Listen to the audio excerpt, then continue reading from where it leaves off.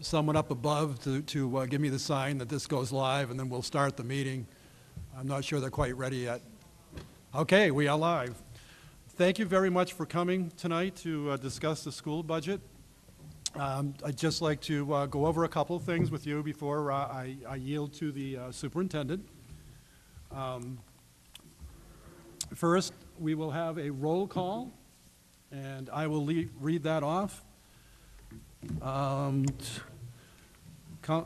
School Board Member Vadnais? Here. School Board Member Moriarty? Here. School Board Member Florent? Here. School Board Member Emerson? Here. School Board Member Mills? Here. Superintendent Ray? Present. School Board Member Michaud? Here. School Board Member Oliver? Here. And School Board Member, I just blanked. Here. Here. That's bad, that's bad. Bailey, sorry about that.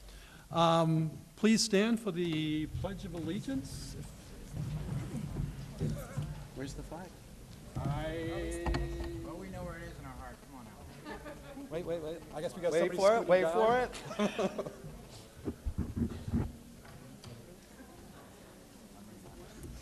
I think he broke his leg trying to find it. Sometimes when we change meeting sites, we have glitches. This just happens to be one of them.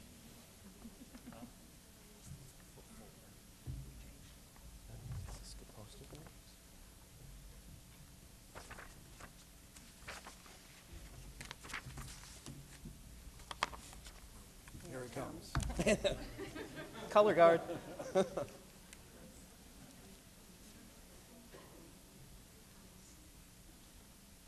blame this on Chuck. Where is he? Thank you very much. I pledge allegiance to the flag of the United States of America and to the republic for which it stands, one nation, under God, indivisible, with liberty and justice for all.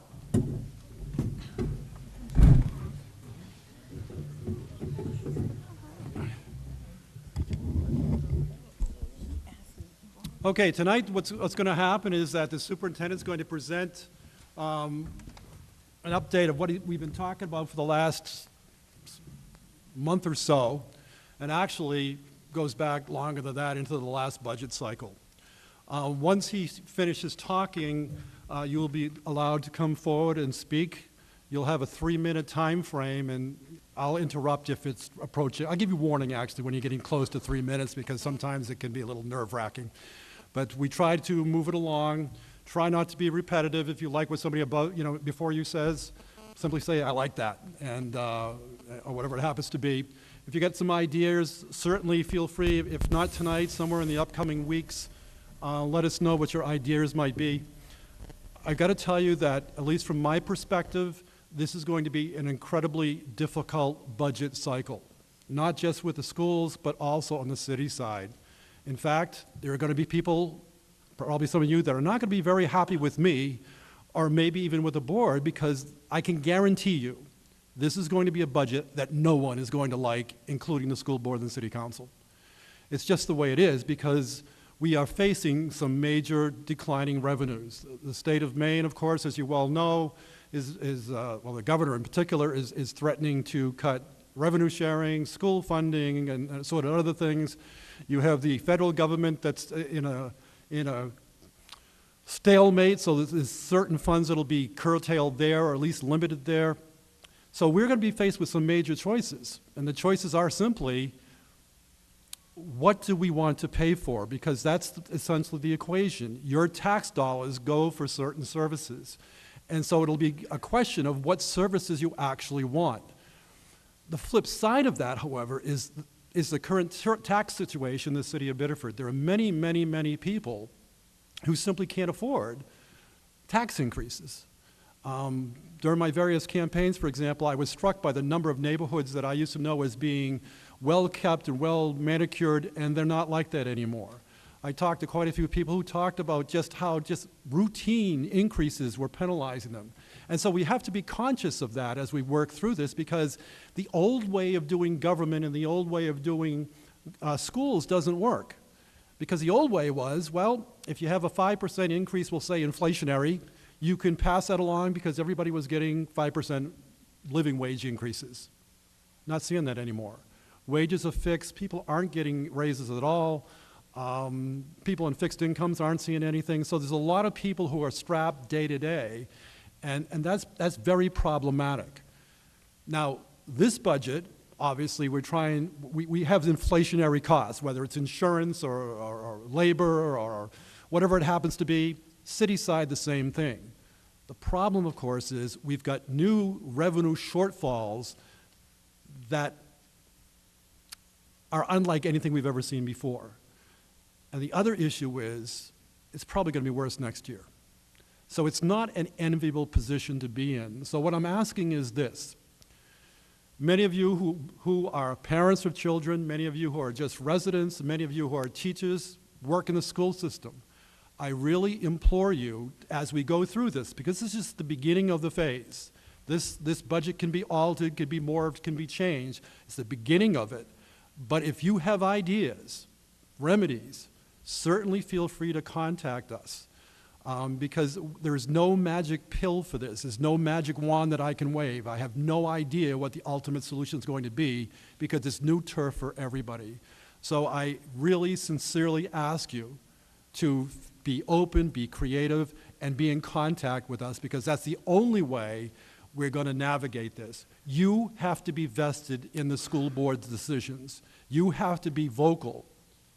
Otherwise, I'm afraid that it'll be a very divisive budget. I want to avoid that at all costs. That being said, I will turn it over to the superintendent.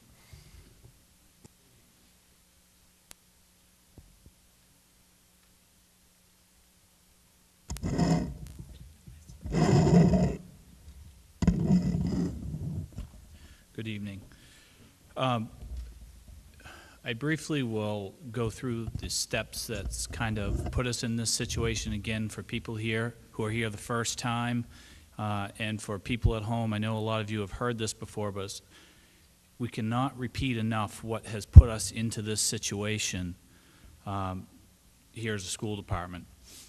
As we all know, it took several voting attempts in order to pass a budget before it was finally passed in November at the general election. And in that time, from July 1 until the November election, the school committee and myself worked on reducing the budget over $900,000.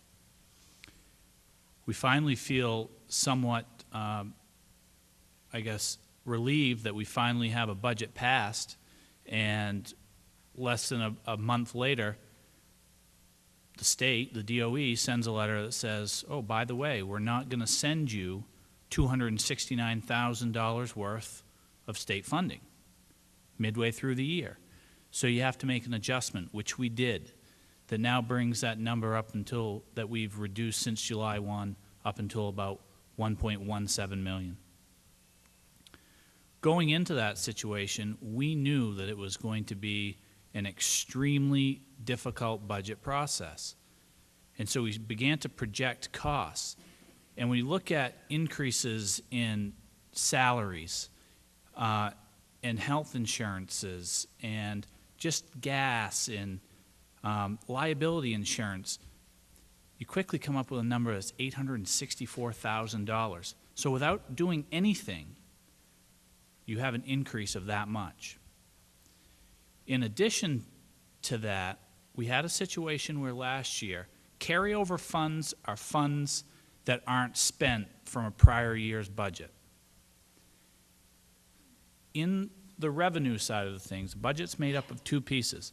All of your expenditures on one side and all of the money coming in to support those expenditures. And there's really only a couple of ways that you get the revenue to make up your budget. Those revenues, state, local taxes, and any other funds such as carryover or any small revenues, rental fees that come in to make up the budget on this side. So when we looked at our carryover funds for FY13 budget, the budget that we're in, $1.1 million was available to put towards the funds that we needed for expenditures. However, this year, because much of that money was used during the last budget. We only had $779,000. So now you have a gap of $340,000 on the revenue picture. So you take increases, you take the revenue picture, and now you've got this number that's well over $1 million. So you start to think about all the bad news that is coming together in this budget, and then the state gives you a printout about how much money we're going to give you this year.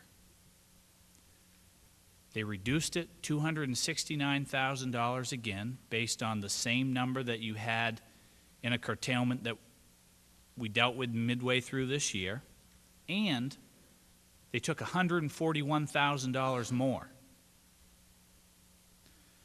So this number continues to grow. The next thing that happens is you have to look at the valuation of your city. What have property values in your city done? And here in Biddeford, they've gone down a little bit. We have less property tax value this year than the year before. So it puts us in a situation that if you look at your spreadsheet that we handed out, where we have this large difference between what's available for funds from the state and local level compared to last year and the expenditure side. So on February 26, the first night that we presented to the school committee, we presented a budget on the first round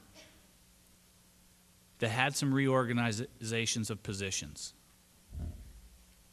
had some reductions in our contracted services, snow plowing, our electrical, heating and electrical contracts, supplies. We reduced supplies and books all through the district at a tune of $750,000. So on February 26, we put together a budget that was down $1 million. We run all the numbers through the property tax rate, and this is where you come up with this. In order for taxes to not go up and to affect the mill rate, you have a situation where we're still $814,000 apart. So after presenting all of that information to the school committee, one of the tasks that, we're trying to build a budget situation that was just completely transparent. Every item is online that we purchased, or plan to purchase. We reviewed it line by line. And then the school committee said, hey, what would it look like if there was no tax increase?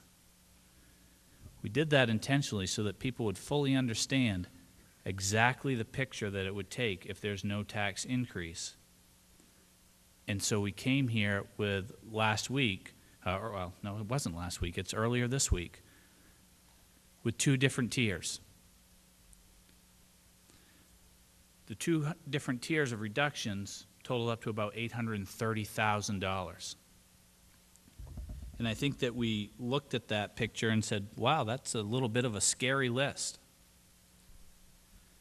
Now, the other part of this that we haven't talked about yet is the fact that we're talking about $814,000 worth of difference for no tax increase. Yet there's still one more part.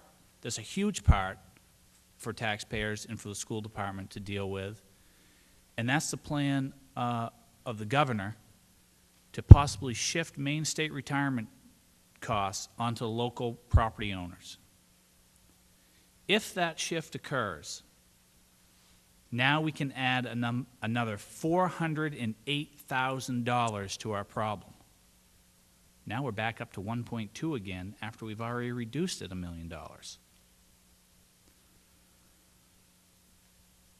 After last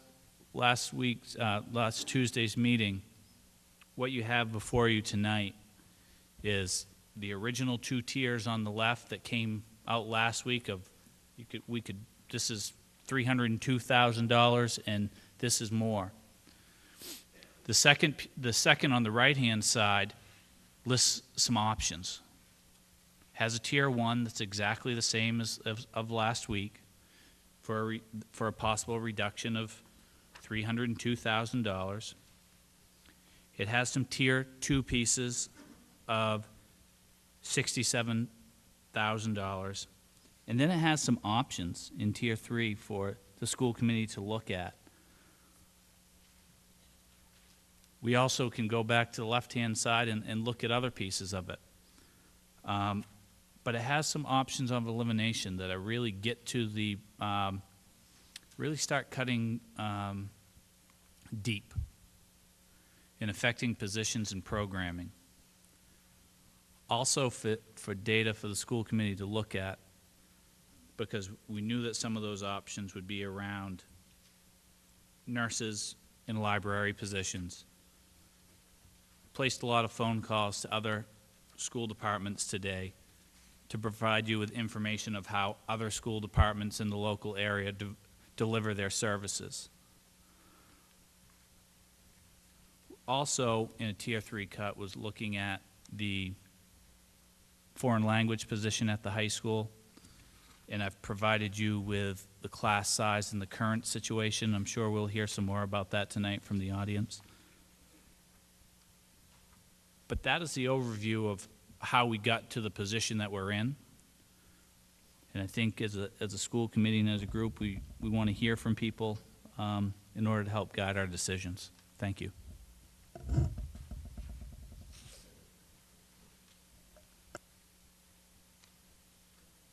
Thank you very much. So if individuals would like to come forward and speak to the microphone and identify yourself, and like I said, you'll be allotted 3 minutes, and you'll see me making a sound or doing something to give you an indication when that 3 minutes is approximately up. So if anybody would like to step forward, the first one's always the toughest, but we have a brave soul. Good evening. Good evening. I can't tell if the speaker's on. I believe so. You can hear me. Thank you. I'm Ruth Pearson. I'm the nurse at the middle school and have been there for about 6 years. In front of me, I have a letter that was addressed to the nurses from Connor Moore, who is our school physician. Many of you may recall Connor as being your own pediatrician when you were growing up, or perhaps even the pediatrician of your children, and in my case, the pediatrician of my own children. The letter that Connor Moore wants for us to share with you goes as such. Thank you for the update on the school proposal for reducing the number of RNs for the 5 district schools. A bad back limits my mobility, otherwise I would be glad to appear in person. I am certainly impressed with the expertise and dedication shown by the Biddeford School RNs. On one of my visits to BPS, which is Biddeford Primary School, I noted 3 first graders hanging around the lavatory. I asked what was up, and the reply was they all had type 1 diabetes, one with an insulin pump, and at the time actually it was 2, and then the other was on injections throughout the day. This encounter crystallized in my mind the need for RNs in each school. LPNs, by definition, do not have the training to do the on-site pediatric assessments, both acute and chronic. When I spoke to the New England School Nurse Association in 2011, I stressed that today, school nurses are asked to care for many more children with special needs, children who in the past would not have been surviving their medical problems or would have been homeschooled. The list would include students with cerebral palsy, diabetes, heart defects, cystic fibrosis, asthma, genetic defects, learning disabilities, mental health issues, immigrant students that don't have English as a first language, as well as a host of many other problems. After my lecture, several dozen school nurses came up to shake my hand for reinforcing their concerns. They all had name tags on, and they all mentioned RN. I would strongly support the current staffing in the Biddeford School District. Thank you, Connor Moore, MD, Biddeford School Physician. And I must say, too, Dr. Moore is volunteering his services for us as well as some other organizations in his early retirement. Thank you. You're welcome.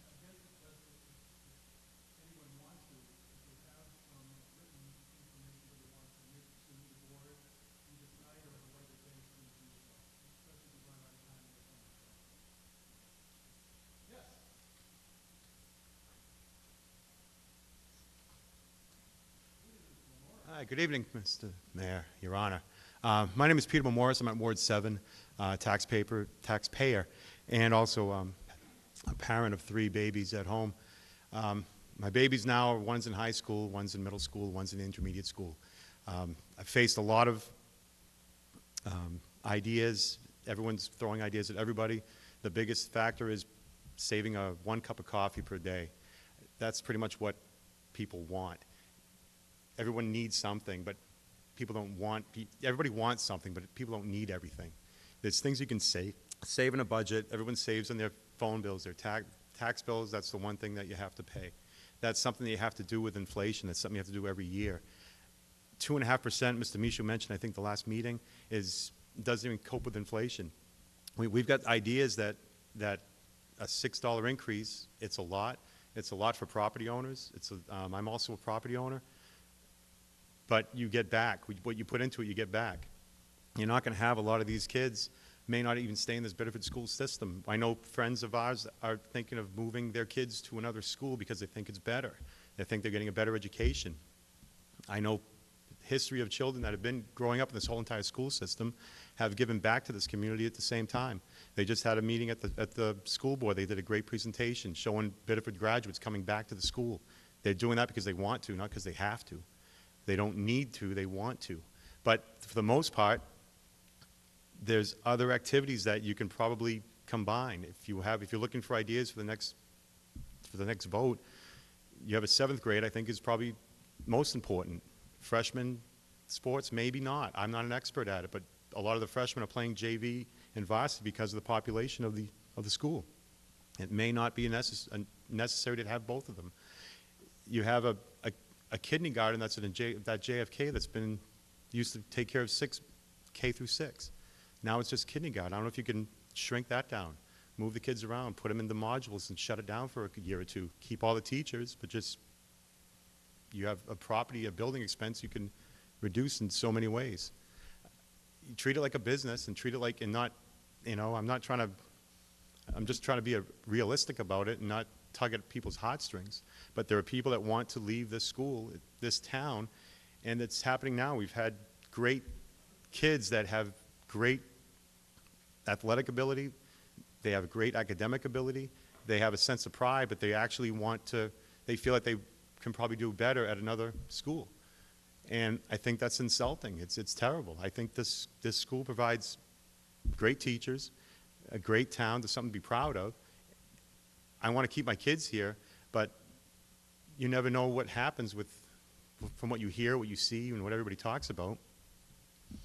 Just pinch your pennies. You don't, if you want it, you can get it, but if you need it, you have to get it. But you don't, you know what I mean? You want it? I don't need this. I don't need a phone. I don't need to spend $100 a month for a phone. The kids are walking around with, sorry, but you don't need a $200 phone. Get rid of the phone. You have a music department at this school and the intermediate school. My kids are out of music now, but it was phenomenal. And these kids have a fantastic time. Thank you very much. Thank you, sir.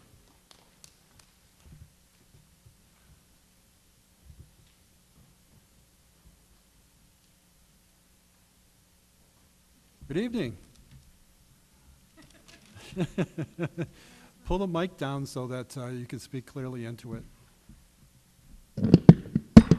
Yeah. Thanks, Ms. Wellstad. And tell everybody who you are. My name is Ashley Evelyn Moriarty, and this is my speech. Every adult in the school is very important, whether they answer phones or make art, telling stories or getting kids energized. Kids come from different places, just learn. But if there are no teachers, then no one can learn. For example, the librarians help kids read and help keep the library clean and neat, and also spit spots so everyone can find their book. Now it's nurses. They keep us kids healthy and comfortable. And also don't forget the custodians. They help by cleaning, like in case if someone gets sick, they can clean it so no one else gets hurt and the sickness spreads. I thought that if we kept this place together with all the same people, we would be the best community ever. But what surprised me was that not many people saw it as a community. Some people thought of the future. But let's just think of the present. So I'm just trying to say keep these people and keep this community. Thank you very much.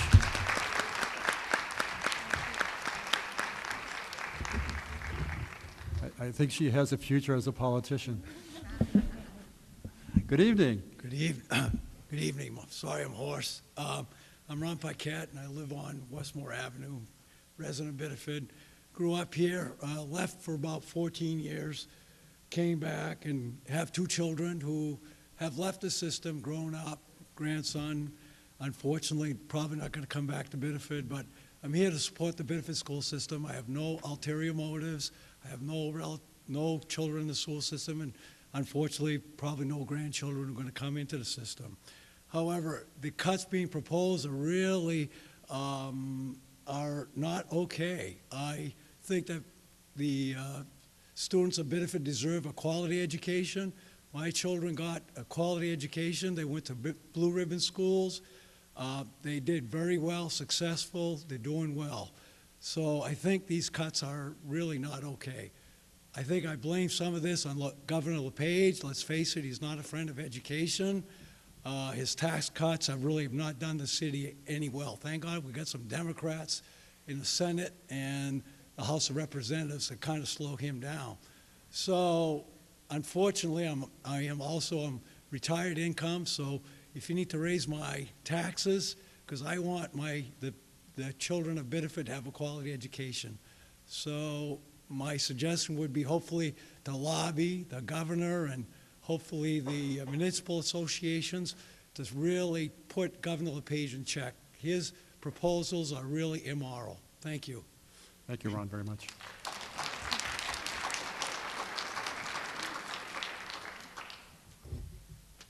Good evening. Hello. My name is Andrea Wallstadt, and I'm the music teacher at Biddeford Intermediate School and JFK. I'm speaking to you tonight because during my short 5 years in Biddeford, I have taught approximately 2,400 students. I have grown to love these students almost as much as I love my own children. I care deeply for my students' health and safety, but there are proposed cuts to our certified nursing staff. I care for my students' educational growth and overall development, yet there are cuts to the music staff, library and media specialists, literacy teachers, foreign language teachers, and sports programs. Many of the proposed cuts will have devastating effects on all of those things: the students' health, safety, educational growth, and overall well-being. I would ask that you appreciate our perspective as teachers interacting with students on a day-to-day basis. The people affected by these cuts are my students, but they are your children. And I just have a question maybe somebody can answer later on tonight if you know. I was wondering how Biddeford compares to other towns as far as the increase in the mill rate, school side only. So if anybody, I know we had some in the handout, there were some other towns compared, but that was just the staff. I would love to know about that. So thank you. Thank you very much.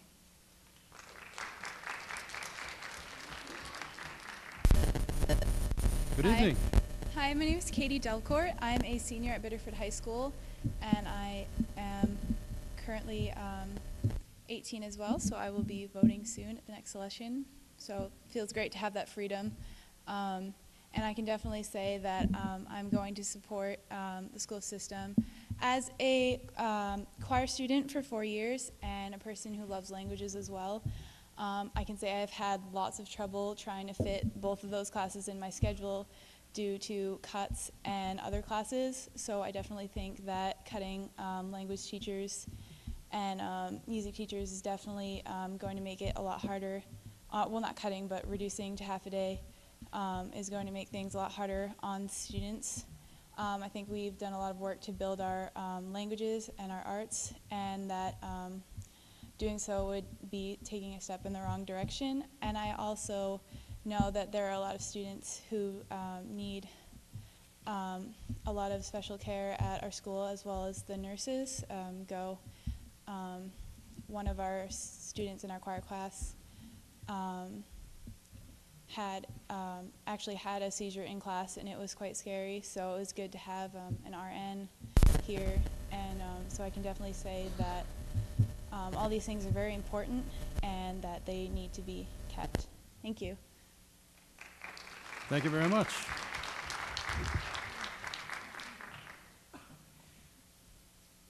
Good evening. Hi, my name is Bobby Jo St. Peter. I'm the school nurse at the JFK Kindergarten Center. First, I would like to say thank you and bravo to the Biddeford School Department and School Committee. The NSAN recommendations for best practice is to have a certified school nurse, which is an RN, in every school. And here in Biddeford, we have been fortunate enough to have that recommendation. This is a community with a large number of students with medical needs, and having an RN in every school has made a difference for these children to attend school safely. In the state of Maine, a certified school nurse is a professional registered nurse meeting the certification requirements of the Department of Education. An LPN cannot be a certified school nurse and would be considered a health assistant. There are distinct differences between an RN and an LPN. Assessments, this is a function of an RN. School nurses perform assessments and make nursing judgments to determine the health and safety of students every day. As Gloria said on Tuesday, through her thorough assessments, she has been able to identify multiple health concerns of students and was able to refer them to their doctors. I have, all of the school nurses in this district have similar stories. I have a very medically fragile student with multiple health conditions in my care this year, and she requires assessments every day. She has a one-on-one ed tech with her at all times, but whenever something is hurting this child, she is tired or just not quite herself, she is brought to me and I have to do an assessment. She has multiple medications that also require assessments before administering, one of which is a life-saving injection called Solucortif, and that needs to be administered immediately if needed. Because of these assessments, this student's absenteeism is greatly reduced. Without a school nurse, this student, which is only one of many in this district, can stay in school and access their education. The health assistant, or an LPN, cannot perform assessments per the state nursing board. The state school health manual reads, an LPN may assume health-related responsibilities only when those responsibilities do not require independent, specialized nursing knowledge, skill, or judgment, including assessment and evaluation of student health outcomes, and only when those responsibilities have standardized protocols and procedures leading to a predictable outcome. Teaching, health counseling for both staff and students, health care plans, IEPs and 504 meetings, and doctor's orders, all of the above points must be performed by a school nurse and are not within the scope of practice of an LPN. LPNs may assist the school nurse with specified health tests, basic first aid, vital signs, vision and hearing screening. They must work under the direction of a certified school nurse, and they must function within their scope of practice, including medication administration. And they may need training from certified school nurse to administer some of those medications. If you could summarize, please. Maintaining a certified school nurse in every school helps lower absenteeism because the RN can monitor a student's health condition and through assessments determine if a student needs to be dismissed, lowers EMS calls, which saves families cost. Again, through the assessment skills, the RN can help avoid these calls. Helps to keep workman's comp costs down. Without a school nurse to assess a staff member that is injured, the staff would be directed to work well for an assessment and that would generate a claim. We must look beyond this next school year and see what kind of impact this would have on the schools and the community. School nurses are an important part of educating our children. And just real quickly, a quote from Dr. Joyce Elders, who is a former U.S. Surgeon General. You cannot educate an unhealthy child, and you cannot keep an uneducated child healthy. Thank you very much.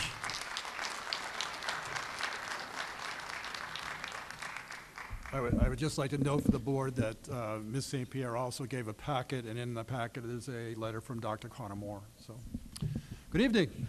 Hello, my name is Tom Laverier, and I'm also a senior at Biddeford High School, also an 18-year-old voter. I voted in the last election, and so I truly know how difficult it is when it becomes budget season again. It seems like it's all the time, which is the unfortunate reality that I've been hardened to over my years as a high school student. I'm here primarily to address the issue of the potential reductions to the foreign language program.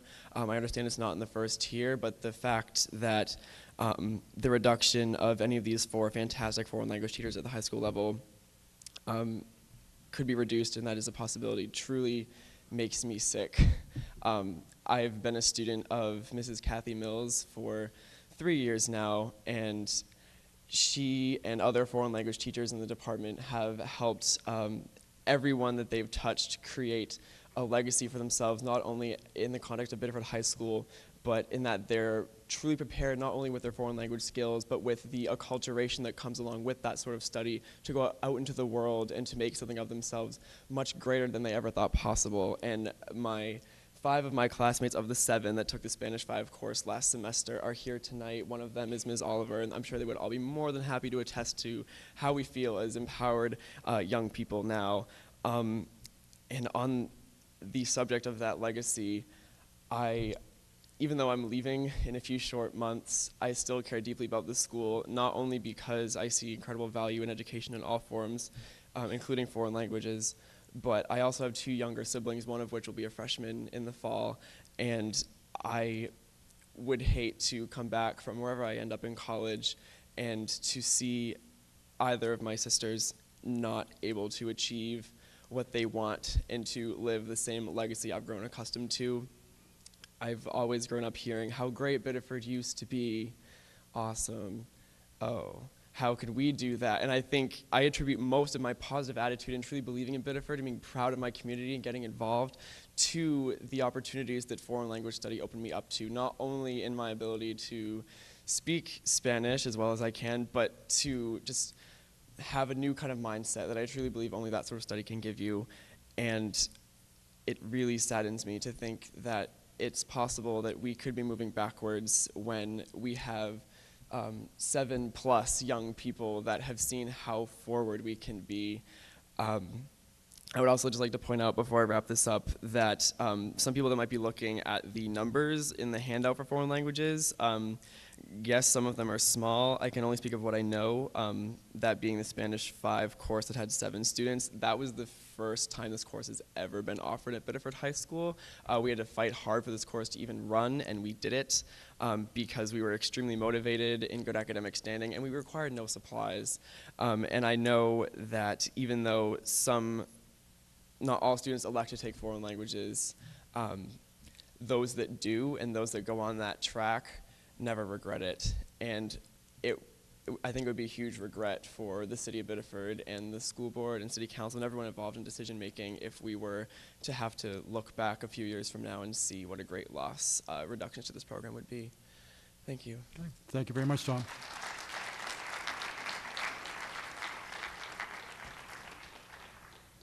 Good evening. Hi, good evening. My name is Lynn Drapo, Ward 4. It's been a while since I've addressed this board. Your faces are certainly different, but the issues, unfortunately, are still the same. I'm here tonight to ask you to support the 2013-14 4.1% proposed school budget. Without this budget, I am fearful that our Biddeford students will not be ready to compete in the 21st century. My husband and I are very fortunate to have had 2 daughters who have successfully completed their primary and secondary education through the Biddeford school system and are recent graduates of the class of 2008 and 2011.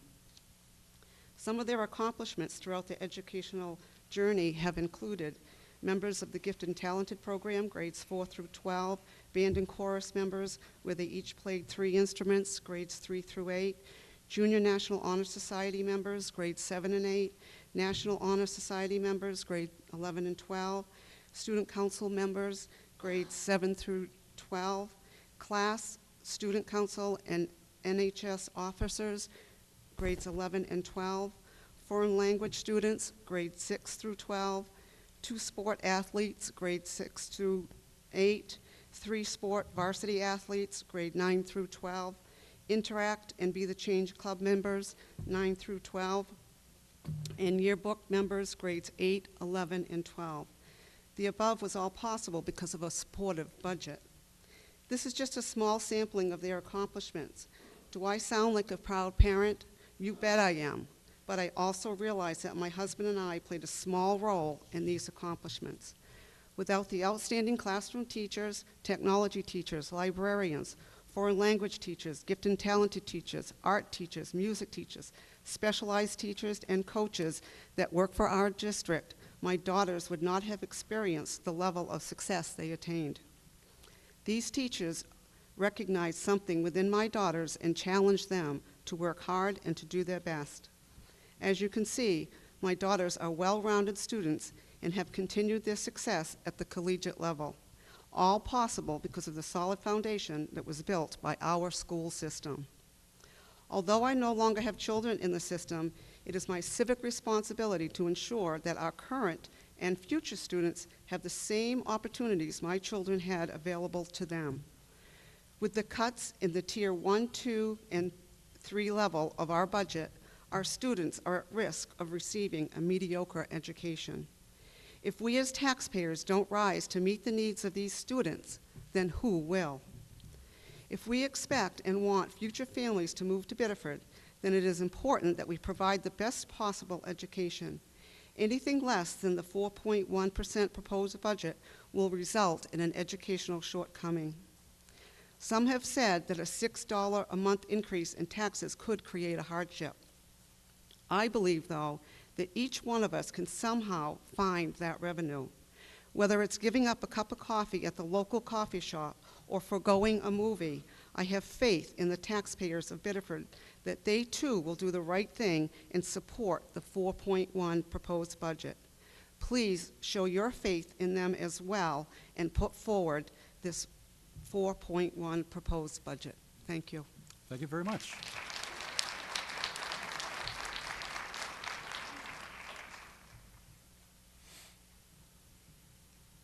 Good evening. Good evening. I'm Patty Remillard. I'm the Library Media Specialist at Biddeford Intermediate School and the JFK Kindergarten Center. I'm not quite as prepared as I was on Tuesday night, but I am significantly calmer. I'd like to start by letting the board know that I've sent you an email this evening, well, probably about 4 o'clock this afternoon. And what I've done is attached a couple of things that I know you're probably super busy right now, but I've attached a couple of things that I'm hoping you have a chance to take a look at. And one of them is a document from the American Association of School Librarians, which kind of outlines the responsibilities and the qualifications that school library media specialists need to do their job properly.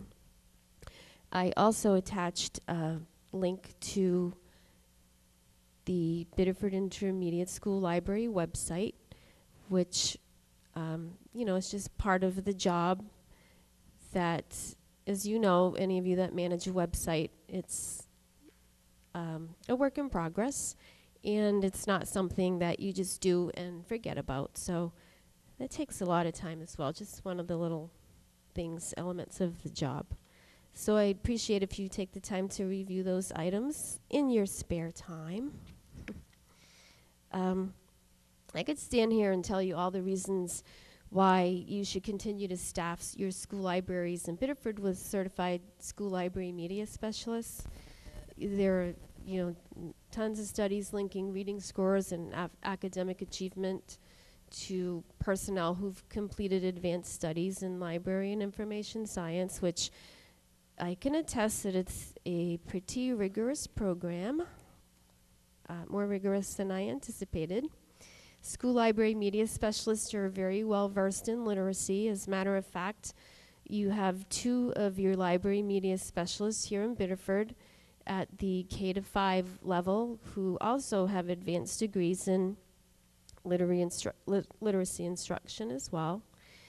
School library media specialists are familiar with the Common Core standards and they really understand their school's curriculum.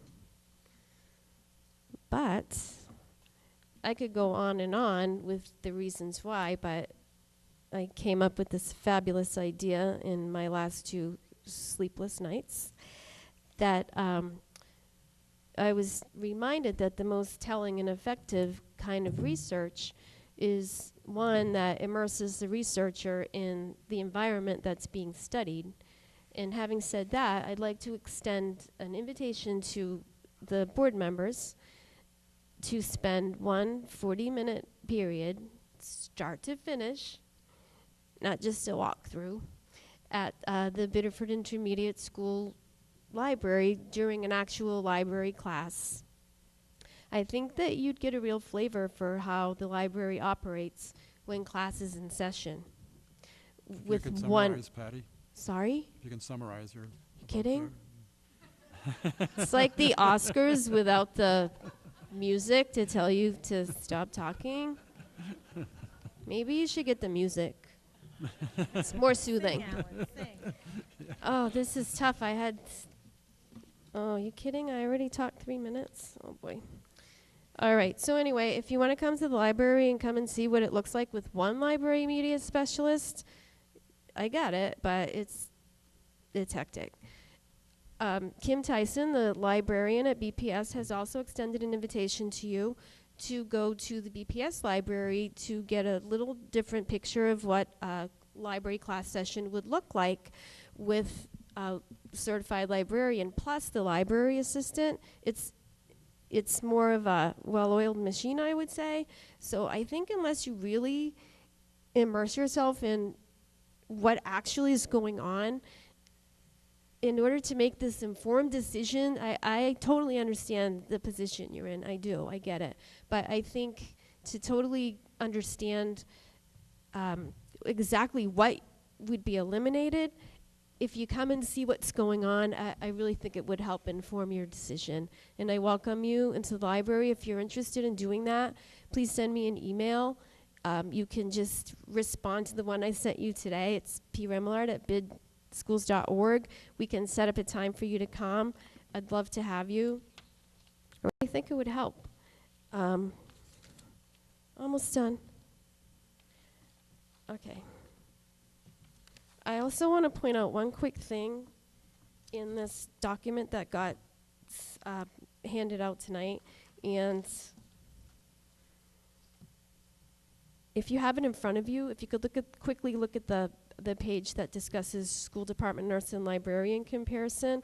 This is interesting, and even I myself didn't really know the breakdown of the library program in all these different districts, but what I can't even believe is it makes zero sense to me that, all these districts are putting have eliminated certified librarians. I see that, we're good at middle school, we're good at high school, which is great, but I think what a lot of people don't understand is if you were to review the standards established by the American Association of School Librarians, you'd see that research skills in this digital age, they're being taught or should be taught as early as kindergarten. So it just amazes me that it's almost like, all right, we'll put our certified librarians in middle school and high school because that's when kids start learning research and start learning how to be discriminating, sifters of information. And, well, it's got to start way before that. So just a thought. Ultimately, all these changes, is it affecting me in my job? Sure, it is. I'd be lying if I said I wasn't here trying to protect my position right now. But on the flip side of that, I've been in the district a long time. I still have a job, and I'm grateful for that. So, in this economy, I know a lot of people aren't as lucky. I will still have work.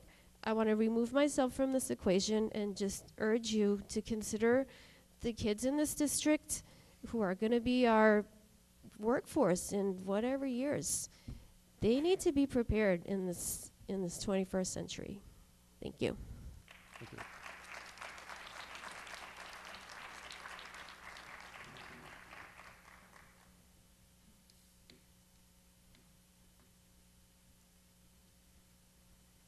Hi. Good evening. Hi, good evening.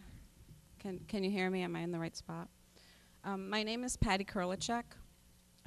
My husband couldn't be here tonight because he's at parent-teacher conferences, or was, Scott Goddard. We are the proud parents of a sophomore in the high school. We also are foster parents, and we have had quite a lot of experience with different aspects of the different schools.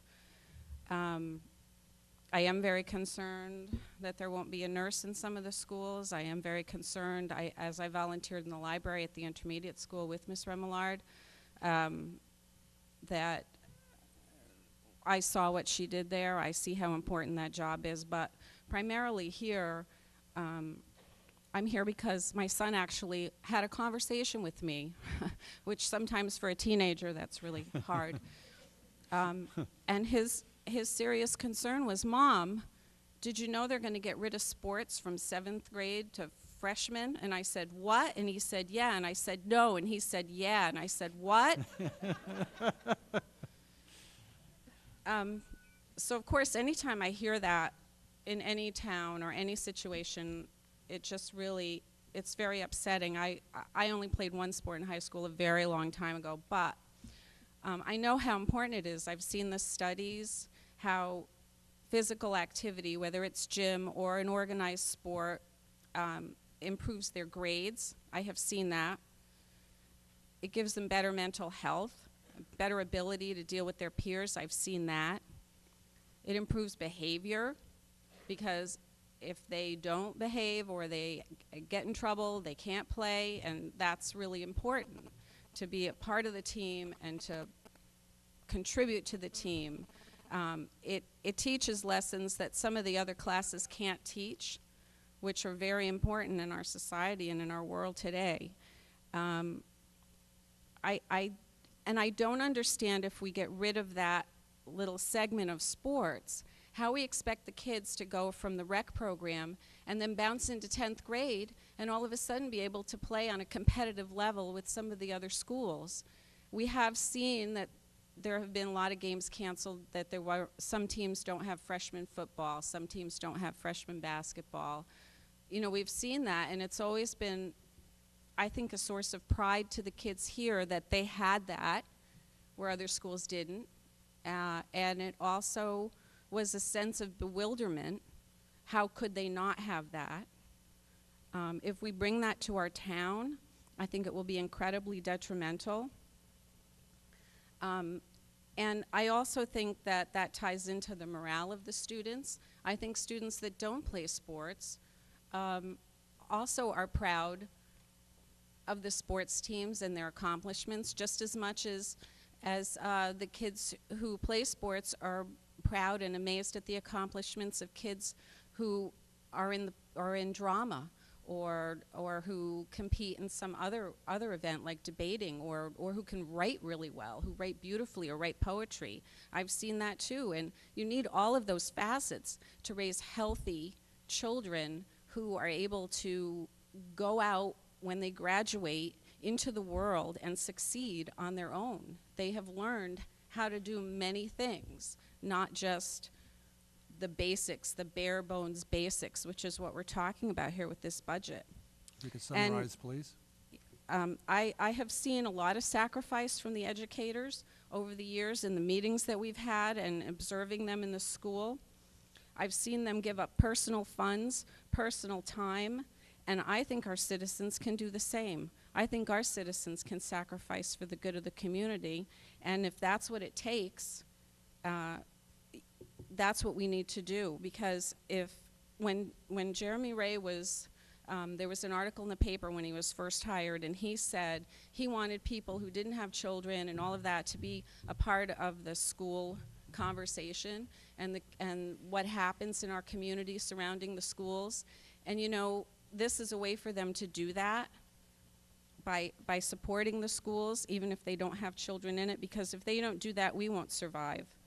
And we can participate in the system or not. It's our choice, but I certainly hope everyone participates and supports these kids because they are our future. Thank you. Thank you very much.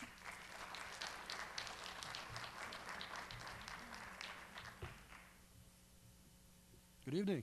Hi. I'm Ryan Desjardins. I'm a Biddeford High School junior. I don't really have anything prepared, so I'm just going to say a few things. I've been in the Spanish program since my freshman year, and honestly, foreign language has changed my life, and I think a lot of language students could attest to that. Learning about a new culture and immersing yourself in language is so important, especially in today's world where to get into a college, it's incredibly, incredibly competitive, and having the language skills of being bilingual, it gives you such a great advantage over other students, and it also provides so many opportunities for the workplace, and there's just endless opportunities. If the language department got cut in half, it would be very saddening to me, because I know you have the numbers. I'm actually in the 3 class that only has 4 students, and I know that 4 students doesn't sound like a lot, but when you work hard, it is a lot. And I think that there is no price you can place on our education, because we are your future. So, thank you. Thank you very much.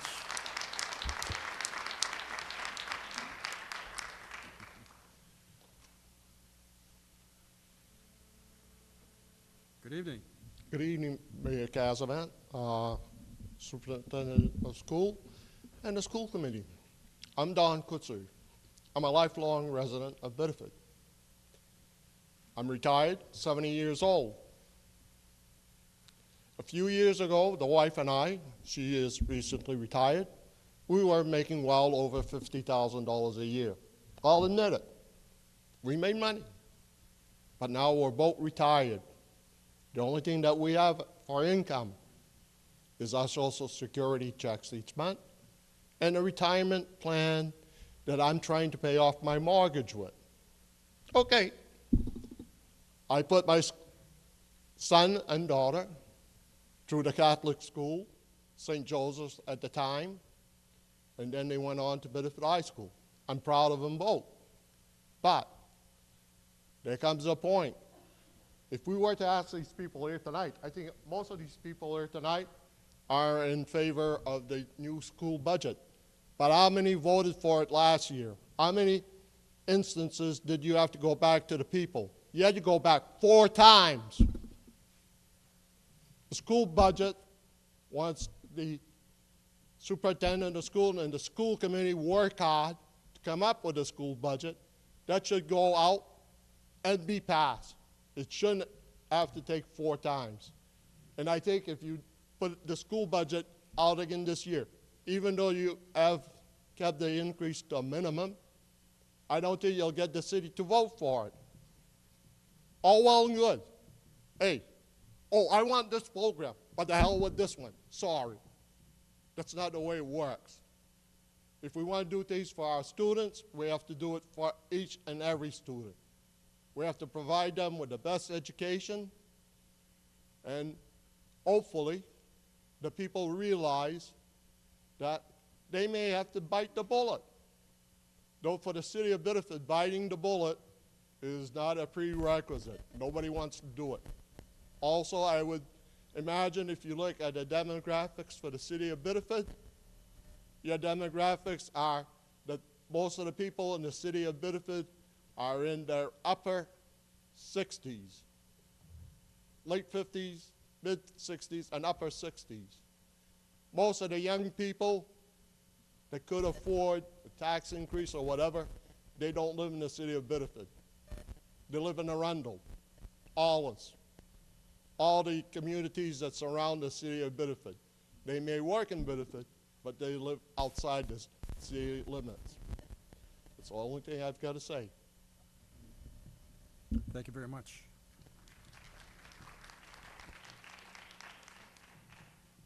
Good evening. Hi again. My name is Emma James. I am vice president of the senior class. So I graduate in a short 86 days, but who's counting? So my time at Biddeford's done, but that doesn't change that I'm very much invested in the system. I think that it's prepped me for where I want to be in life. I'm going to the University of Alabama for one of the top programs in the country, so great job, Biddeford. But I think that started when I was really young, my commitment to learning, my eagerness to grow as an individual. I actually had Ms. Remillard as a teacher in the 4th grade, And I think she's what kind of spearheaded my passion for English and reading and all of that fun stuff. I'm actually enrolled in 2 English classes right now as a student.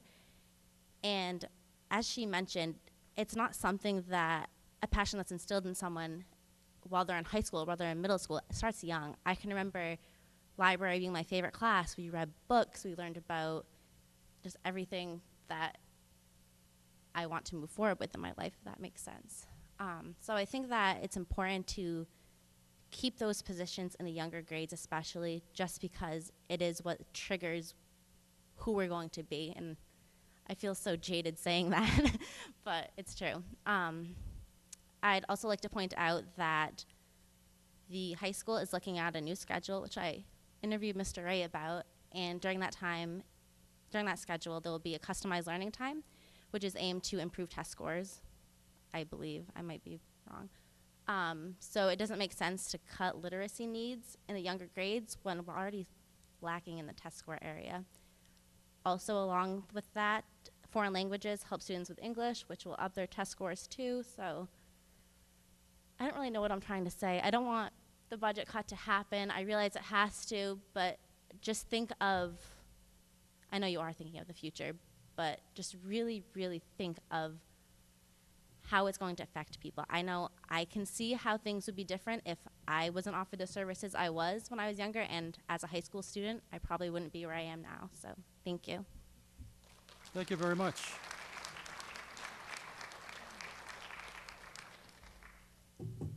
Good evening. Good evening. I'm Judy Hewitt, and I'm the literacy specialist at Biddeford Primary, and I met you all on Tuesday. Before I start, I just want to say these high school kids are just fabulous speakers, and I wish I could be so eloquent, but I have my paper. When I spoke on Tuesday, I told you what I do in my classroom and for the school. Tonight, I want to speak quickly in regards to my students. I work with the most struggling regular ed children in the school. What does that look like?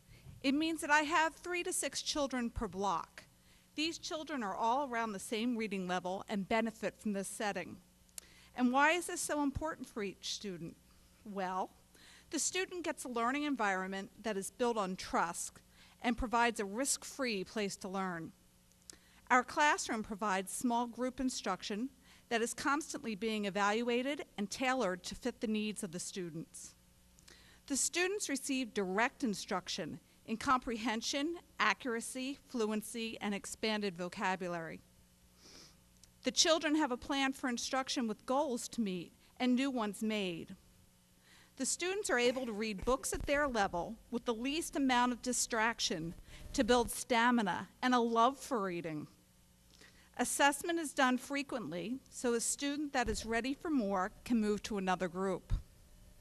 Assessment is also done by using the 3 cueing systems of visualization, meaning, and syntax. The literacy specialist can best analyze and use the data to plan out what each child needs. My students get what they need and deserve. We do poetry, readers' theater, word work, independent reading, and writing. Why is this different than any other classroom? Because it's slow-paced at the student's level and closely monitored for support.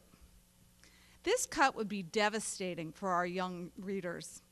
This is a way to make a huge impact on our small learners and allow them the same opportunities as those children that don't struggle. In saying all that, the most important aspect that I want for my students to take away from our class is that reading is for meaning. Reading is to be talked about, opinions shared, and that reading is fun. No matter how old you are or what stage and level you're working on, a good book is still waiting for you. My colleagues, I, and our students know we can all be readers at Biddeford Primary School. Please don't cut the literacy specialist position so that this statement can stay true. Thank you. Thank you very much.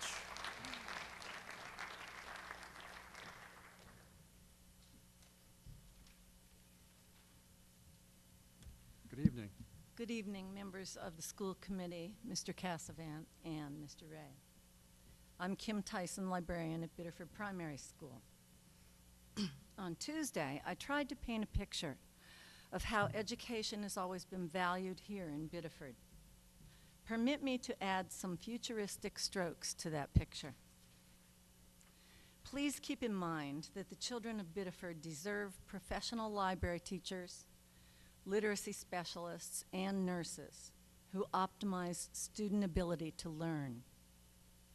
If you vote to expose students to schools that remain in holding patterns for years, too understaffed to provide academic support for the kind of education envisioned in our new law, the Common Core, you will be consigning your own charges to an academically gutted school system. In this kind of future, no parents will want to move here to educate their children because word spreads very fast about which school systems excel and which communities refuse to invest in the future of their children. People with growing families will avoid settling here and instead choose communities where schools exist with proven academic track records. Our children are not a commodity whose futures can be bought and sold. When a business goes bankrupt, it clears out of town and another company buys its cupcake recipes. When a school system intellectually bankrupts itself, most of the families it serves cannot clear out of town. They are stuck with mediocrity, and their children will be consigned to 18 years of a second-rate education.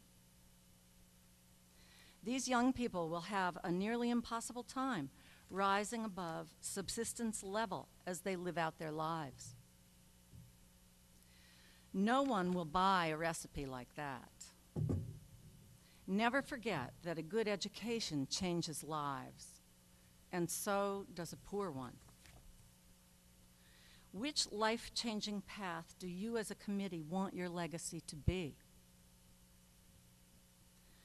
Please don't think of the children you are in the position of protecting as cupcakes that can be turned out at a lower cost by a restructured company. I ask you to reconsider this budget and send it at 4% to the City Council. I would like also to hear you advocate for adequate funding. All I seem to hear is advocacy for inadequate funding. And that makes no sense whatsoever for our children. And I'd like to close with a quote from Thomas Jefferson. Educate the mass of the people. Our liberty depends on it. Thank you. Thank you very much.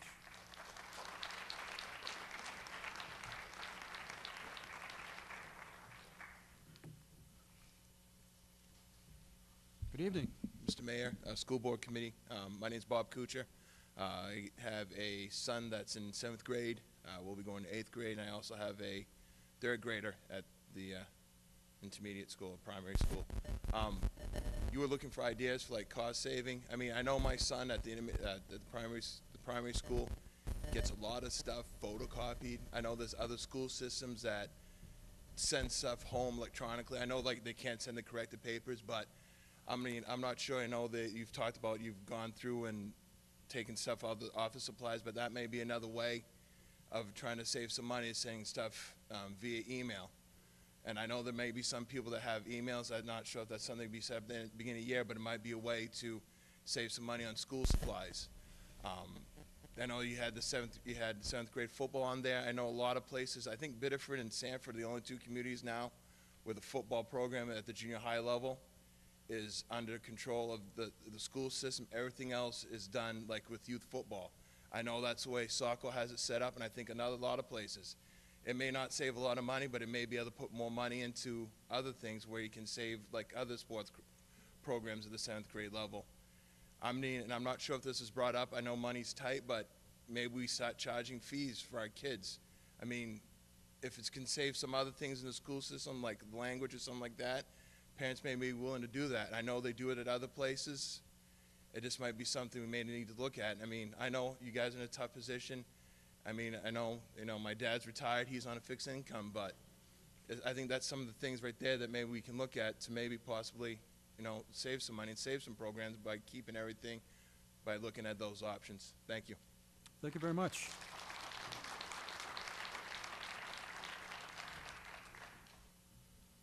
Good evening. Hello, Jeff Cook, parent with 2 kids in the town, longtime citizen, homeowner. I wasn't prepared to speak, but I'll be honest, I heard a couple people talk about this. I was one of those parents last year that thought about leaving Biddeford, did a lot of research, realized, you know what, good town, I'm from this town, proud to be from this town, great teachers, new school, proud to have that. I look at these kids, and I tell my kids all the time, the world's tough, and you guys are gonna have to make some tough decisions, but these kids deserve every opportunity to shine. Some of these kids, their only opportunity to have enjoyment is the activities they have at school, the friends they meet at school. The school makes the town. If we're worried about cost and stuff like that, the budget decreasing, stuff like that, if the school becomes affected by that, that affects our home value. So it all has a cost downhill.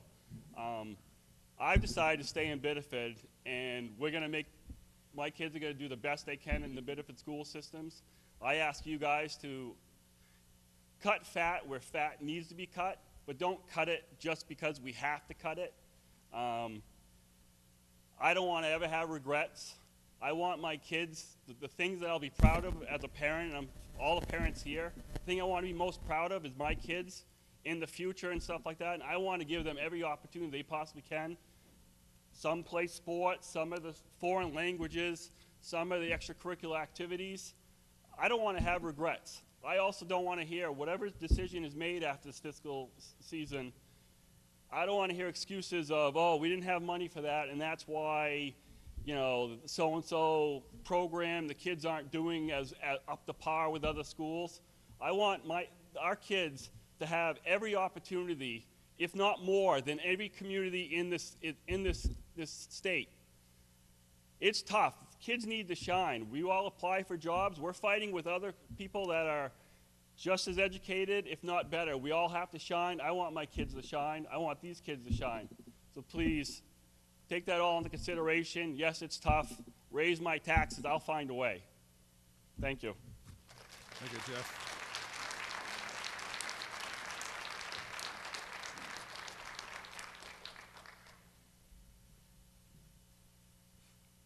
Good evening. I had no intention of speaking tonight, but yeah, we bring out the best in everyone. My name is Stephanie Coleman. I live over by Mayfield. I'm not sure what word that is, but I was a 3-sport athlete in high school for 4 years. I went on to play college softball. I went to an out-of-state school. I had a chance to stay there, but I decided I wanted to go back home to my love of Biddeford, where I started coaching at the high school level. I coached at Biddeford and at Kennebunk, and I also volunteered in the softball program for the Parks and Recs. It really makes me sad and disheartened that, we're in this situation that we're in. I can't imagine what my life would be without athletics at any level. And also the kids that I've coached, I've had several come back and say, thank you, coach. I've had one completely turn her life around and say thank you. And every year she sends me an update. And this year she just bought a house where she was, basically going to be out on the street by herself at the age of 16. So it's stuff like that that you guys are going to really take away from these kids. Foreign language, chorus, sports, whatever it is. You never know which one you're going to touch to enable to succeed like that. And when I played in sports, we had pay to play. It was hard for my parents to afford it, but it was something we loved to do. I had a brother that played 3 sports that all through high school, and it got him into college. He's a successful engineer. I'm successful. It just is so disheartening, and it's disheartening right now that I struggle with my husband. We're at the point right now is, do we send our kids to St. James? Do we move out of Biddeford? because our kids are already missing out. There's districts, other districts teaching foreign language to their kindergartners. We don't have that. I have kids coming into the middle school level speaking Spanish because they've had it for 5 years. We don't have that. I just can't possibly see how much more we can take away from our children. I'm willing to put my house for sale. I'm willing to walk away for the love of my kids. And I guess that's what we need to realize is it's our kids. I'm willing to pay higher taxes, and believe me, it will be a struggle, but I'll find a way to do it. I'm sorry, but it's really sad. And it's really sad that I walk into a different school district every year, every day, to see what they have and what my kids don't. And it is the topic of our conversation at every dinner. Where do we send our kids so they can succeed? So I want you to think about that. I want you guys to think about, I'm a person that grew up here. I gave back to my community, and I love Biddeford, but I'm willing to walk away. This would just be the icing on the cake for me, to take one more thing away from my kid. So, thank you. Thank you very much.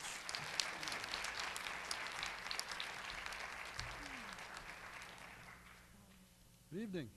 Hi, I'm also jumping on the bandwagon of not planning on speaking, but I'm going to speak anyway. Michelle Diane Bernier. I live in Ward 4. I have 2 daughters in the school system.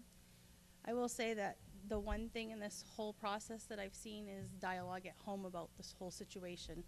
My 7th grader especially is very into this whole budget thing. She loves numbers, so we've talked about this repeatedly. I have children.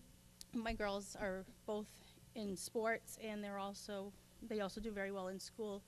My younger daughter, though, in the conversations we were having, is very concerned about what's going to happen with her foreign language. We've had the joy of living overseas and being able to learn another foreign language, and she knows that she's on her 3rd language right now, and she's concerned about how being a gifted and talented student and fitting that into her schedule. I heard some of the kids talking about that as well. She's worried about fighting for a spot. Is she going to be able to fit in that class if we do cut that position?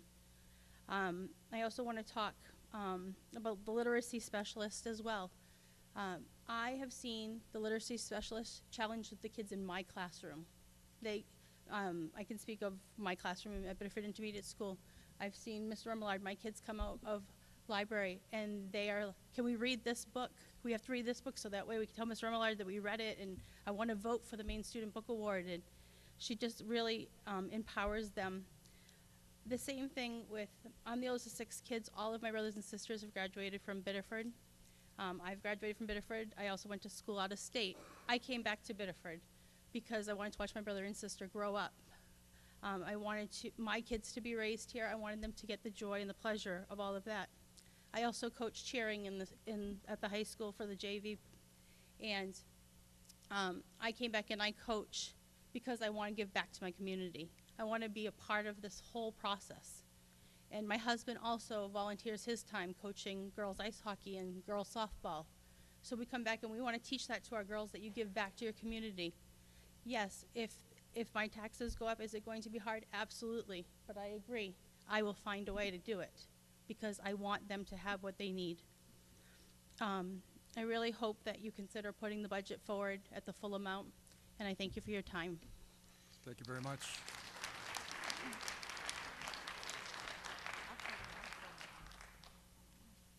Good evening, Mr. Florent. Good evening, Mayor, Superintendent Ray, members of the school board. First of all, I want to thank each and every one of you for doing the work that you're doing, spending long hours. I only watch a little bit on TV. I don't have much time, but 10:30 at night, I see Tammy and Lisa across the street with their headlights on, and they're coming home. Well, maybe I shouldn't be telling that. Maybe you guys have been on the town. I don't know. No? Okay. I don't want to get you guys in trouble, but anyway. But I had been watching the school board committee meeting, and I'm sure you've been working hard at it. And I remember being on the city council for 8 years. It's a time that you don't want to spend, but you do, and you try to ask God for wisdom and discussing the affairs of the city and of the school and of these children. And, you know, I think of them too. I don't have any more kids in school, but I have grandchildren, and some of those are Tammy's. And anyway, we want the best for our children. But first of all, I just want to say that the reason we're here is I'm not sure if the public, I know you guys know all about it, but I always, when I discuss any budget, I always look at the pie, the piece of the pie, in case you guys are not, don't have that. But, you know, when you're looking at that pie, there's $4,267,000 of debt service. And that's one of the reasons why we're here. It's not the only reason. I know one of the reasons because the state is not kicking in that money. But that's part of the reason right there. And that renovation of the new school, I'm not against it. I was on the city council at that time. I try to talk everybody into spending $5 or $6 million at a time. But that didn't fly anyway, so we've got the new school, but we have to pay for it. We can't have both ends in the middle. So that's part of the reason why it's so hard to come up with a budget with no tax increase. The other thing I want to bring up, and it's not very popular, is the 70% of this pie is for salary, wages, and benefits. And I know everybody deserves a good day's pay for a good day's work. I know what it is. I'm 78 years old. Thank God I'm healthy, and Tammy knows I work 2 seasonal full-time jobs. I never missed a day's work, and I know what it is to work. But, you know, I'm getting to a point where, you know, we have to combine household right now just to make ends meet. So I just want people to know where the older people, I don't consider myself old, but where old people come from. And being on the road every day, delivering, these are not just summer homes now, and Jim can tell. I go by homes where the driveway hasn't been plowed all winter long. You look through the house and there's nobody there. So apparently, you know, you can tell that, you know, they've lost their home. It's not because they're summer homes. They just can't afford to stay there. So what I was saying is, what I didn't say, but what I was proposing is 70% of this budget is for salaries and wages and benefits. I don't want to take anything away from anybody, but we have to look at the increase. I believe, I think the superintendent said that the salary increases are what, $580,000, somewhere around there. If we did have a freeze on the salary and wages, and like I say, I know it's not very popular, and I admire the teachers. I wouldn't want to be in their places, and all the staff. I congratulate them for doing what they're doing. It's a tough job in today's world especially, but you know, it's been done. The Portland Fire Department one time offered the fire department, you either have a freeze on your wages, or 3 or 4 of the fire department personnel would have to go. And you know, it was done in Sanford and Westbrook 2 years ago. And so it's a decision that, you know, you guys have to make. Or I know it's a contract. The union has a contract with the teachers and all that stuff. But, you know, you can open up contracts. It's been done before. And, you know, like I say, it's one way of doing it. There'd be close to $600,000 there that, you know, you could be using for something else. So it's something to think about. And one thing before, maybe before we leave, if you'd want to explain about the it's what is it, the tuition that we have to pay for out of town schooling. That part I don't quite understand it. Maybe somebody can explain it to the public before I leave. Thank you. Thank you very much.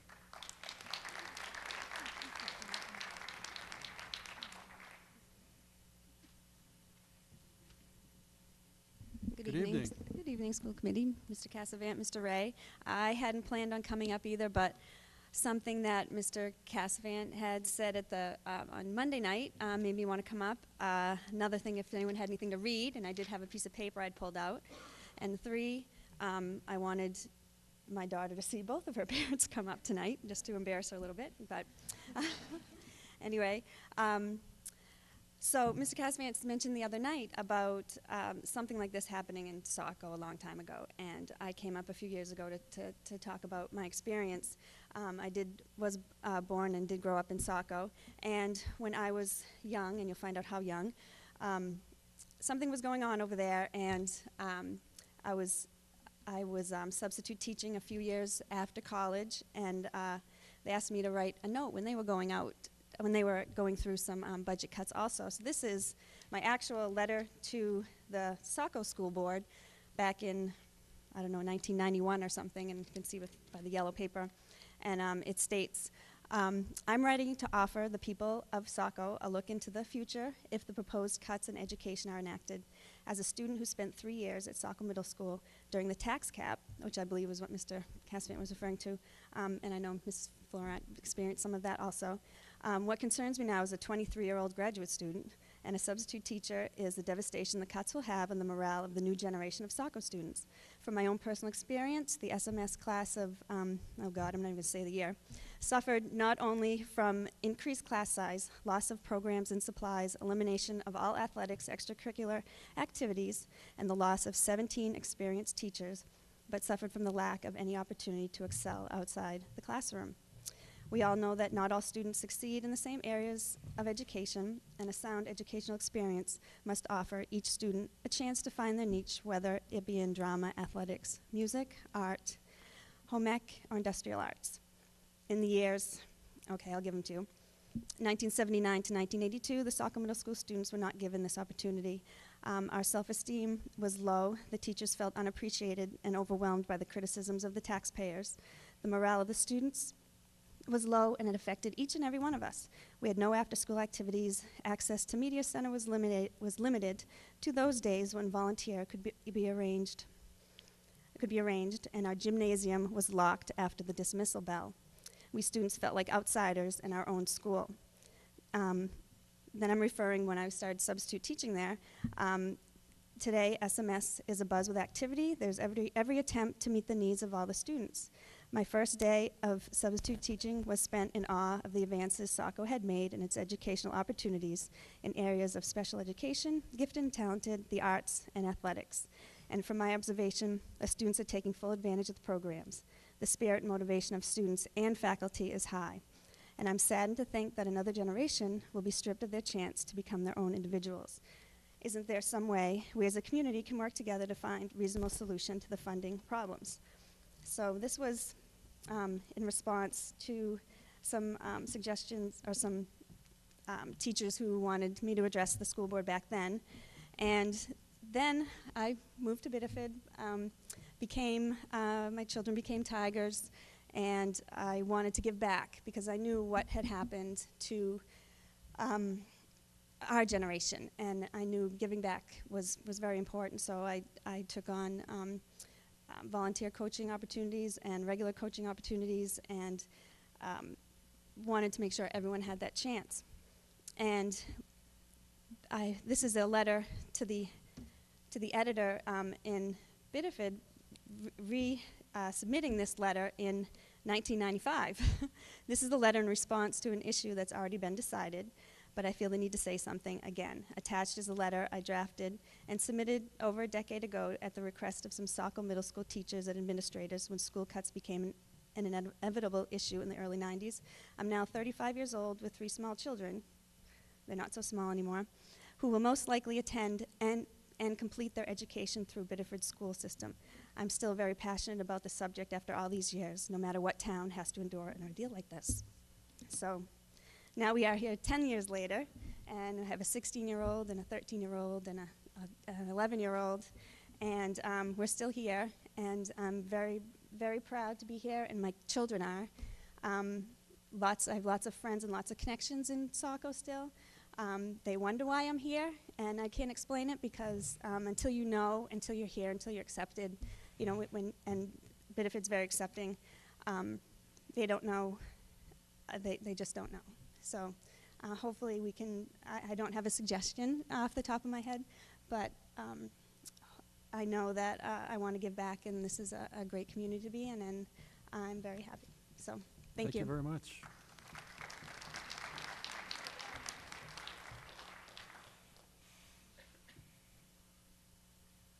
Good evening.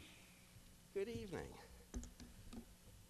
Good evening, Mayor Cassavant, Superintendent Ray, and members of the school committee. I'm Clint Marshall. I've had 3 children go through the Biddeford schools. I'm a frequent volunteer, and I'm the high school boys lacrosse coach. I'd like to address one small aspect of the school budget constraints, which is the stipends. From witnessing our athletic teams in recent years, I have no doubt that several stipends could be cut with no measurable detriment to our children. But before we start cutting entire blocks of stipends and athletic teams, we need to look at two issues: the welfare of our children and the proper allocation of our resources, specifically the stipends and the teams that we support. The City of Biddeford should be providing athletic and other opportunities for our children, whether through recreation programs in the younger grades or through school teams and activities in the middle school and higher. It's part of the modern role of the government, and it's critical to developing the healthy, active citizens of the future. It keeps our kids off the street and productively engaged, improves the health and character of our community, and makes Biddeford a more attractive home for families and businesses alike. If we can phase out a program while still providing those children with a similar opportunity to participate in the same activity, we should certainly consider it. If the demand isn't there, let's not keep a team or program just because we've always had it. If all the players from 2 or 3 teams can be safely and developmentally combined into fewer teams and fewer coaches, let's make the change. Diversity makes a community, but redundancy is wasteful. But before we start cutting stipends, we should conduct periodic evaluations of the demand for our programs and allocate our resources where they are most needed. At the high school, for instance, there is literally no team that has more players come out than the boys lacrosse team. Yet we are one of the very few teams that has to make cuts because we don't have enough teams or enough paid coaches to support our demand. We have 60 players coming out this spring and may have to cut as many as 15 players, telling them that we just can't keep them all and hoping that they find something constructive to do with their time and come back next year. This is a program that has 2 paid coaches and 2 teams for 60 kids who want to play lacrosse. And I can tell you that cutting 15 kids stinks. Girls lacrosse may be in an even worse position, with 1 coach for roughly 35 girls. I'm not even sure that's a safe number. Yet some sports have substantial excess capacity, and few have to make any cuts. And I think it's great that sports don't have to make cuts. Now, I don't want to lose any teams, and I think it's critical to provide a variety of activities for our students whenever it's practical, but we need to make the best use of our limited resources, not by arbitrarily cutting out all 7th grade and freshman teams, but by evaluating where the demand is and satisfying that demand. It doesn't make sense to have 1 coach overseeing 35 players or to have to send 15 players home when some other teams are so underutilized. In summation, I encourage you to support the full budget, keep our teams, keep the schools intact, and protect our children. Thank you. Thank you.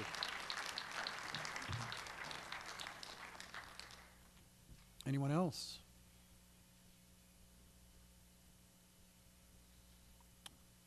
Okay, seeing none, no one. Oh, somebody did?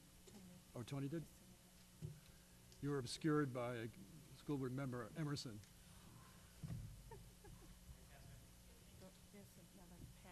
Oh, okay, sure. My name is Jovita Bellido, and I moved to Biddeford in 1996. I became a citizen in 1997. Having 2 sons in here, one a sophomore and the other one just starting kindergarten, I believe that all the cuts that you guys doing is not right. My sophomore boy, he is wonderful. He always been in the high honors. He plays 3 sports every year, being in the National Junior Society. If you make all these cuts, where my 5-year-old gets behind, I'm from another country, coming to America, that was kind of one of my dreams, and I did everything by the book, and I'm here for my kids, and Biddeford was one of the greatest city to be. We bought a house here, and we're trying to get our kids ahead. So my husband worked out of state. That way we can keep the house in here. So we can make ends meet if you guys just keep every single program, especially the Spanish program. Even the Pope, he's Spanish.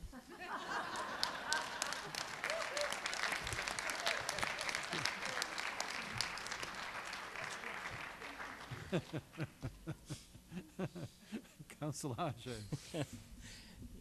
I don't think I can beat that, I'll tell you. My name is Rocky Anges. I live in Ward 6 on Cathedral Oaks Drive. I have somewhat double duties. I come here as a citizen, and I come here as a counselor. And the budget comes forward and leaves this board and comes to us. So a couple of things that come to my mind. I really don't want to go through what we went through last year. I supported the budget all 4 times, and definitely got wrenched 3 of the times. And but I stand by my principles, and I stand behind the students. I stand behind the teachers. But I do have to look at the taxpayers, and I think there's some comments that were made by some of the elderly people, you know, Mr. Kuchar that spoke, and former Councilor Florent comes to mind. And I wasn't here for the whole presentation, but, you know, I must say, I take the job very seriously. I work very hard at it, and I try. I'm looking for the best. I know the board is also, and I think it's very, very important. I noticed that another counselor is here, and I'm happy to see that. We can't come to every meeting, and you guys can't go to every one of our meetings, but I hope we do come to consensus, and I think it's important that we do, and we find that fine line, and we find what's right for the taxpayer. But I'll make this statement. I can't vote for a 0% increase in the budget. It's impossible. Let's face the facts. We still have to move forward. We still have to educate, take care of the streets, and take care of the needs of our community. So I think it's very, very important. There is one thing that I must ask, and I know a few people have left, but I'm just curious more than anything else. If you could, and I'm asking this of the people that are here right now, how many of you are voters of the city of Biddeford? If you could raise your hands. Thank you very much. I think that I'm appreciative of that, and I hope that this year, that what I see here will be at the polls supporting the budget as a whole when it goes to the voters of the city. I think it's very, very important. Thank you very much. Thank you, Rob.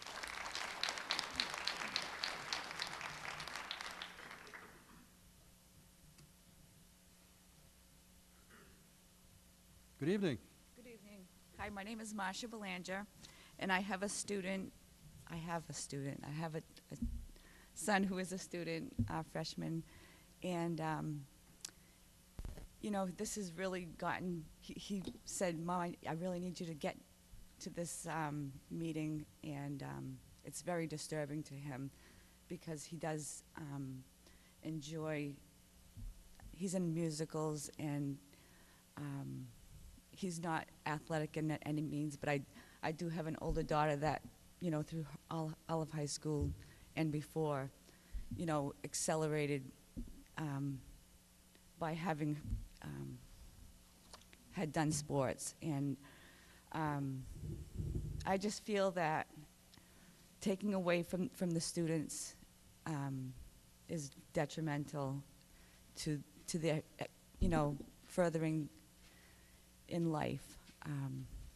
So I'm just speaking on, and he's very, his teacher's name is Mr. Farrell, and I guess he's gotten really, you know, close with him, and this teacher will have to leave if his job is cut in half, and he won't be able to survive on half of an income. So anyway, I'm just saying that, and best of luck. I just hope nothing gets cut from these students. Okay.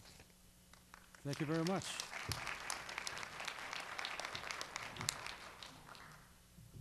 Anyone else that would like to speak?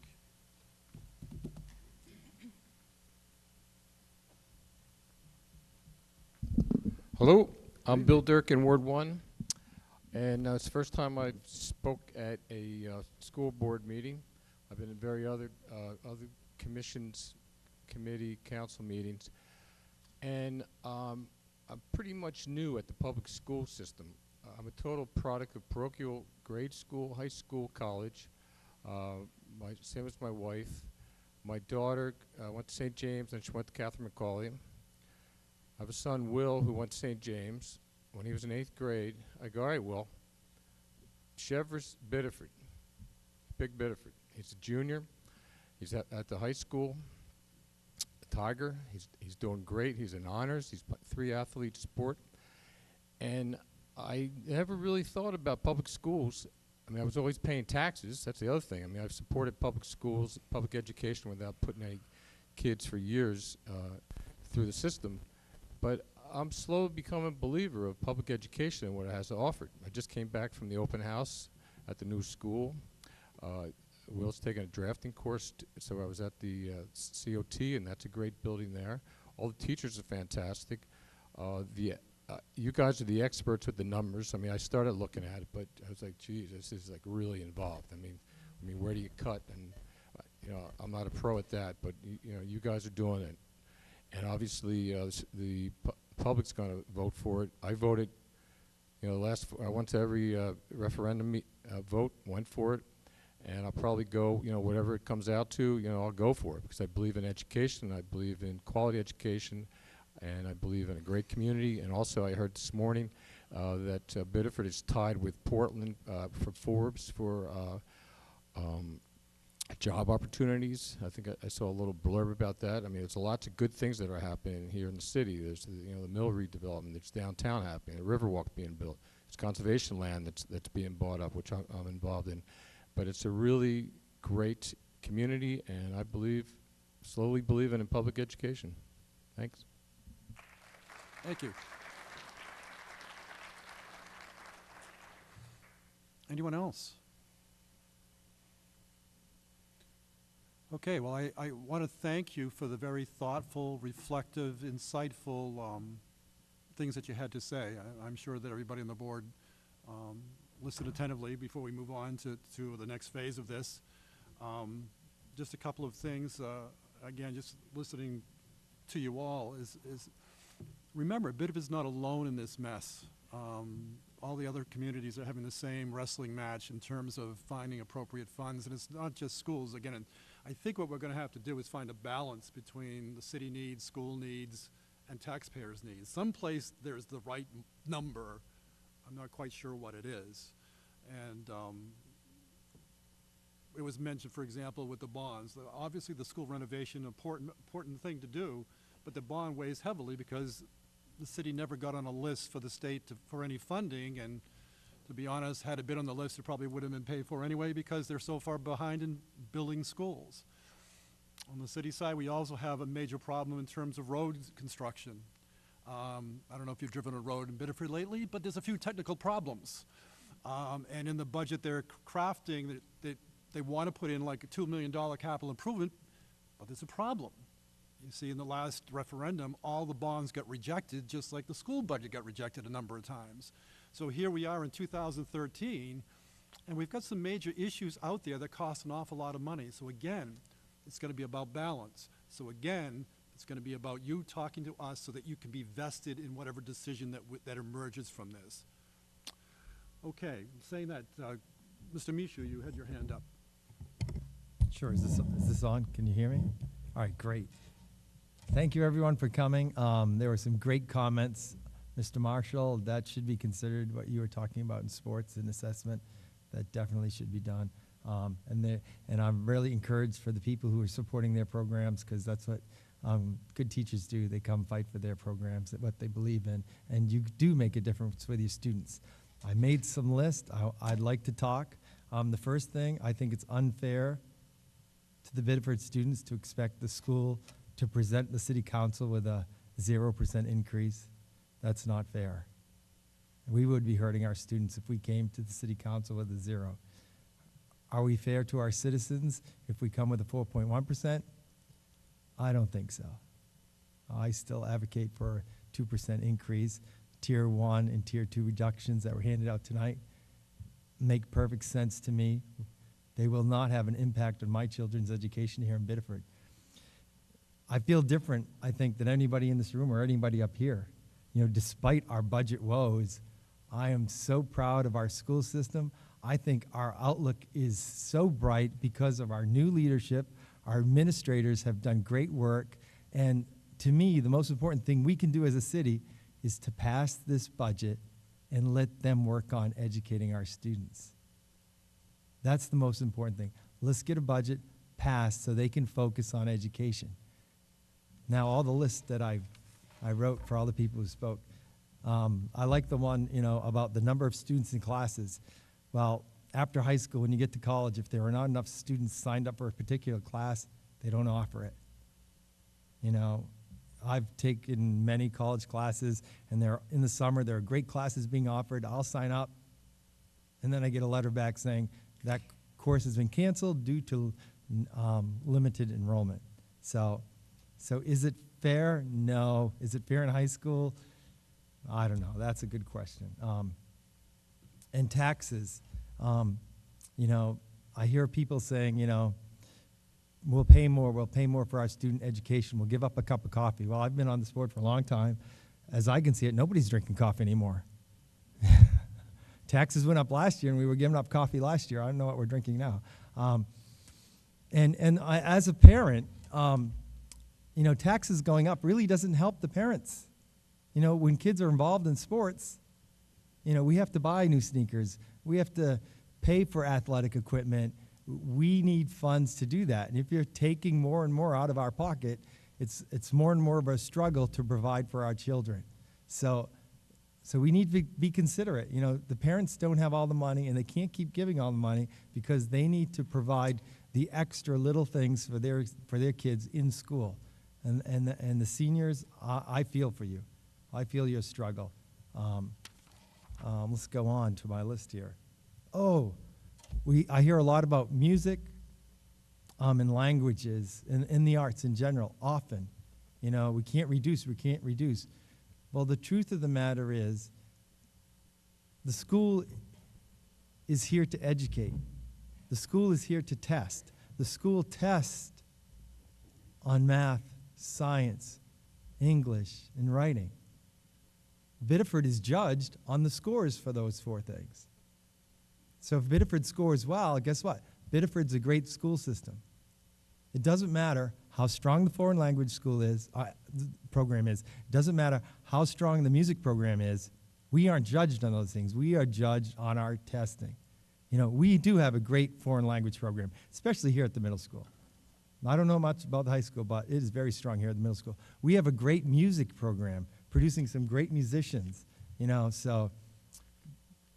but those things are being lost due to scheduling, not due to the fact that they're not important. We're squeezing those out because we got to raise our math scores. We got to raise our English and writing scores and our science scores. So who feels the heat on that in scheduling? It's the arts, it's music, it's all the extras. So we don't want to cut those things. I don't want to see them cut. But the reality is we need to improve our test scores, and those are the first things that get shifted in the school day. Most of the time they get shifted to after school, which I'm not an advocate for, but those things do happen. So if and I will fight to keep the languages, the music, the arts, during the school time, because a lot of times students can't do it after school, and it interferes with athletics, because athletics is an important aspect of a student's life. They can be artistic and athletic at the same time. People forget that. They think, oh, they're either an athlete or they're an artist of some form. No, they can be both, and we need to keep that there. We have some of the best buildings around. You know, I look at Biddeford, we have great buildings. You know, we should be very proud of our school system. We voted to renovate the high school. This auditorium is amazing. And all our schools, well, our administrators are doing a great job. So we should be very proud of the Biddeford school system as it is today. And we should be very proud of our future with our new leadership and the direction they're going in. There are great things to come, despite what we do with the budget. You know, at 2%, we are still looking okay. Biddeford's still going to grow and improve. I don't see an end of the Biddeford school system. I see we are beginning a new future, a new journey to greatness, and just hang on and you'll see. And money doesn't mean success. You know, you can throw all the money at the school system you want. Doesn't mean we're going to improve. The people in the schools are what matters. We have great teachers, we have great administrators, and they're going to provide a great education. It's not the money we give them. Yes, they need resources, but it's all about choices, because I hear from the nurses and the librarians, and I heard somebody say, well, other school districts offer Spanish programs starting in kindergarten. I'm from one of those school districts. And you know what they did to get there? They cut all our librarians. They only have one librarian at the high school. They reduced music, art, and phys ed. So it's all about shifting. You know, it's not, wow, they're great because they have Spanish K to 12. No, they have it now because they reduced in other areas. So be careful what you wish for, because you may lose something else, because there's only so much time in the day. And remember, the most important things are getting test results. That's how we receive our funding, and that's how the Biddeford school system is graded against all the others. How do we perform on our test? We're not doing so well right now, but we will improve with our new leadership and the new direction. No,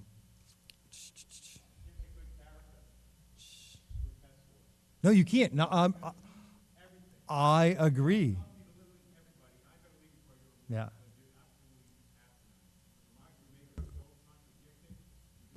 All right, okay. Let's just stay.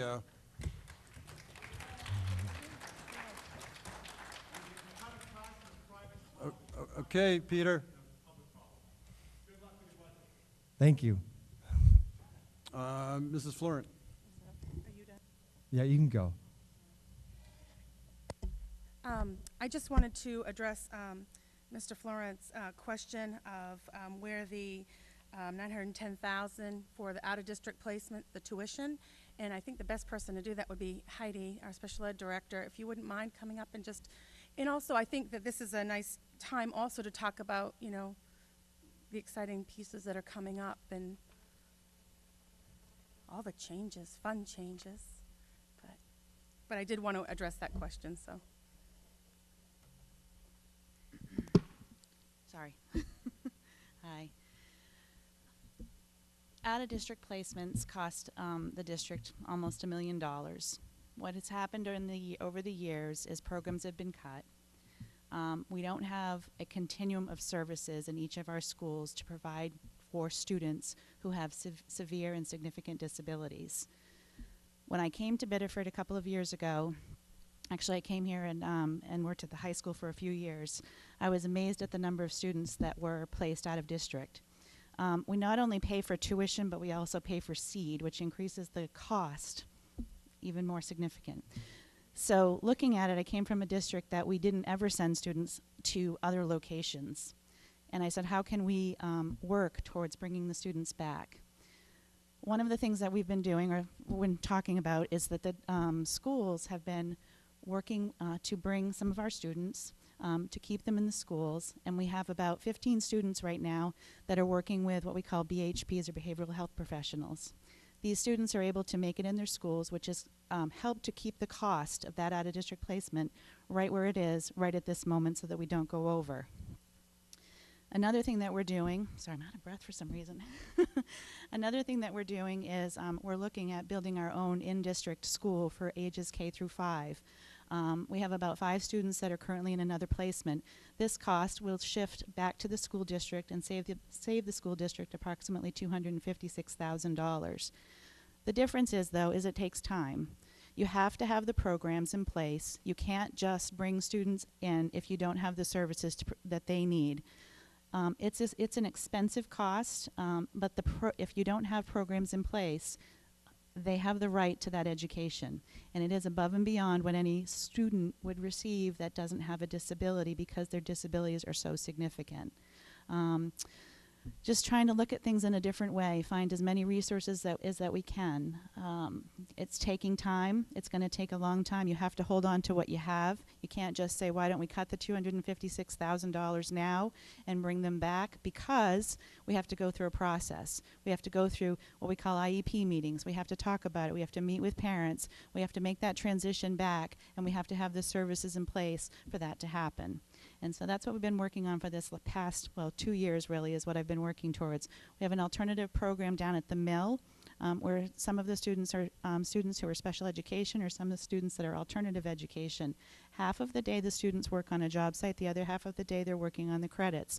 There's about 7 of the students who were formerly in an out-of-district placement that are now actually making a difference in this program. Some of these students who were in other schools because they couldn't be in our schools are now volunteering at places like the Biddeford Primary School. I met up with one of them today, and I was so happy to see this child, this teenage child, working with the students at the Biddeford Primary School. If we didn't have that opportunity, if we didn't work on that and bring him back, he wouldn't have had that opportunity. He may have been someplace else. So it's taking time. We're working on it. We recognized it as a problem. We want to give the best for our students, but the needs are sometimes just so significant we have to look elsewhere. And that's kind of where we're at with it.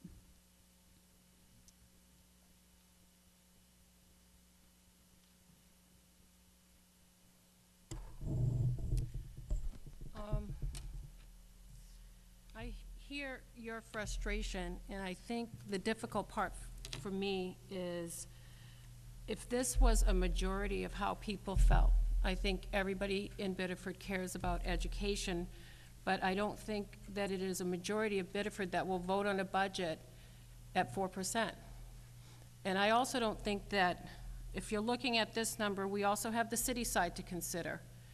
So it would be so easy to sit up here if everyone felt like everyone in this room, including the people up here. We wouldn't have to have lengthy discussions and meetings and starting to look at what's important and what's not.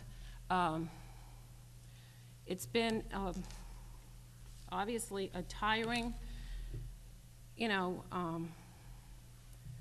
job, and we do have good leadership, and he is doing his best to find areas that will least impact. It's impossible to do that. It really is. We have to come to a middle ground where we can meet what the taxpayers will accept, along with the city side. I think even the council would love to see us be able to just say, let's go all the way with the 4% or 4%, and not cut anything in the schools. I have a son that goes to the schools. I don't want to see him losing librarians. He loves the library. I don't want to see the nurse go.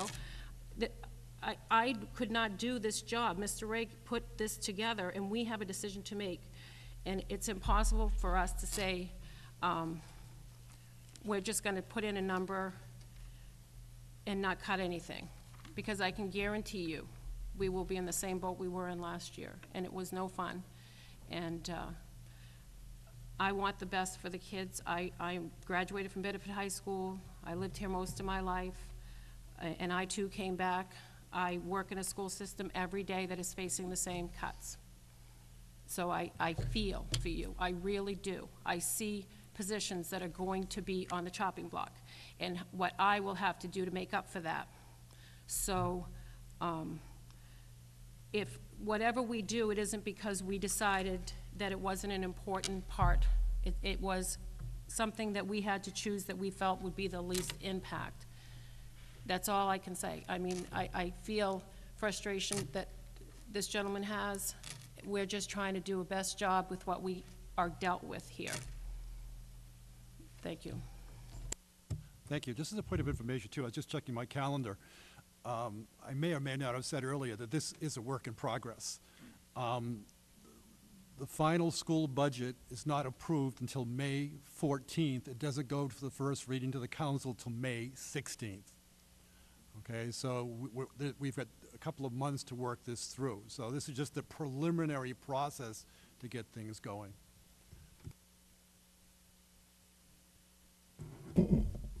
Thank you, Mr. Chair. As I expressed the other evening, I'm not in favor of picking a particular number or percentage and submitting a budget at that.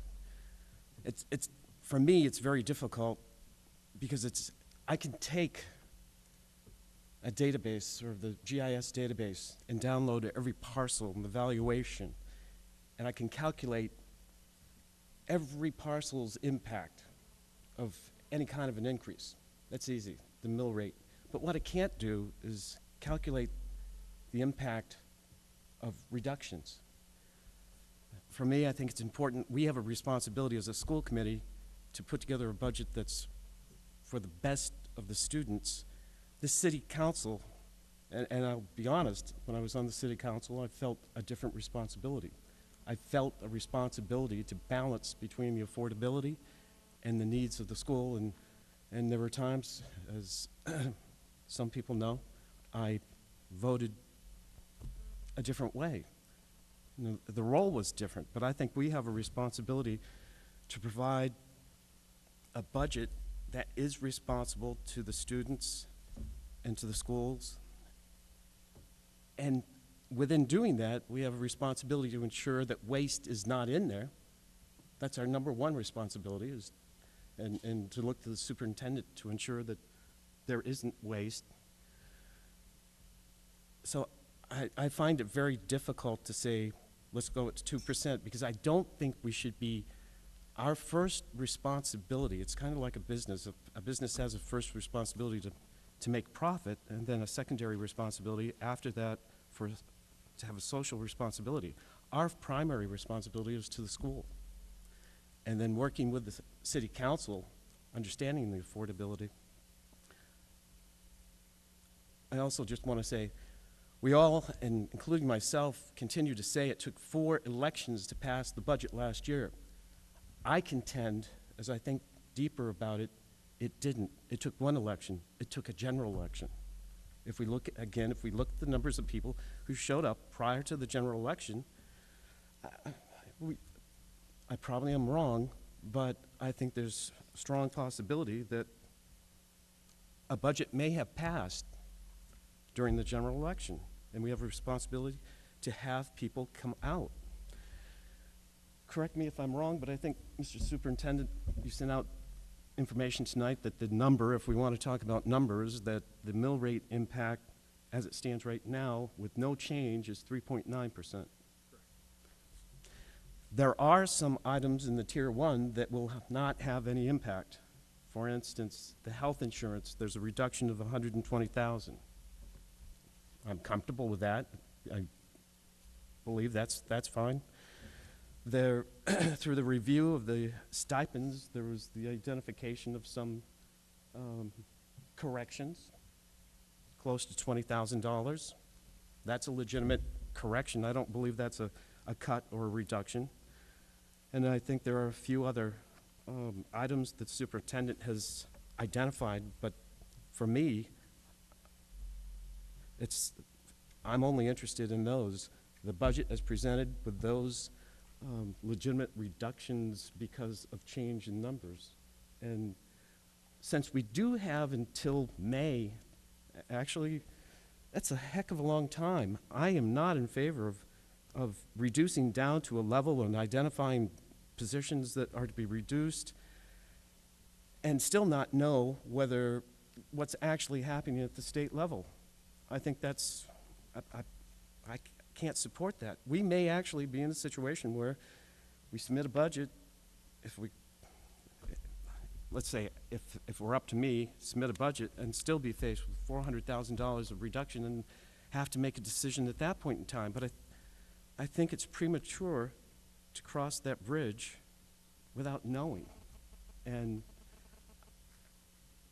we have a responsibility to make sure that the numbers are correct, addressing the insurance, addressing the stipends, maybe a couple of other items. But at that point, I think it's premature to do anything else.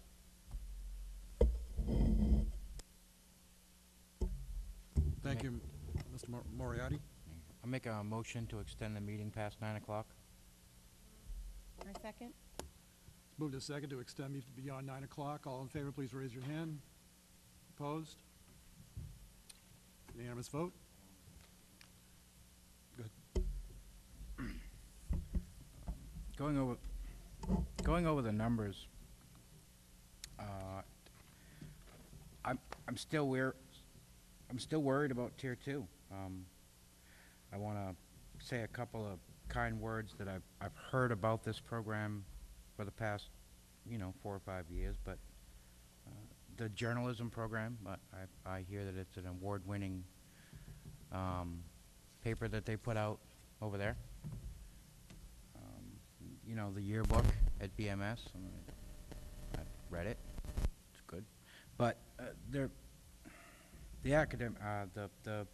freshmen in the 7th grade, the Tier 2 scares me. I'm just going to throw it. Tier 2 just scares me. There's some things in there that I think that I don't think we can live without. I can yell louder. Good. I got kids. I can yell.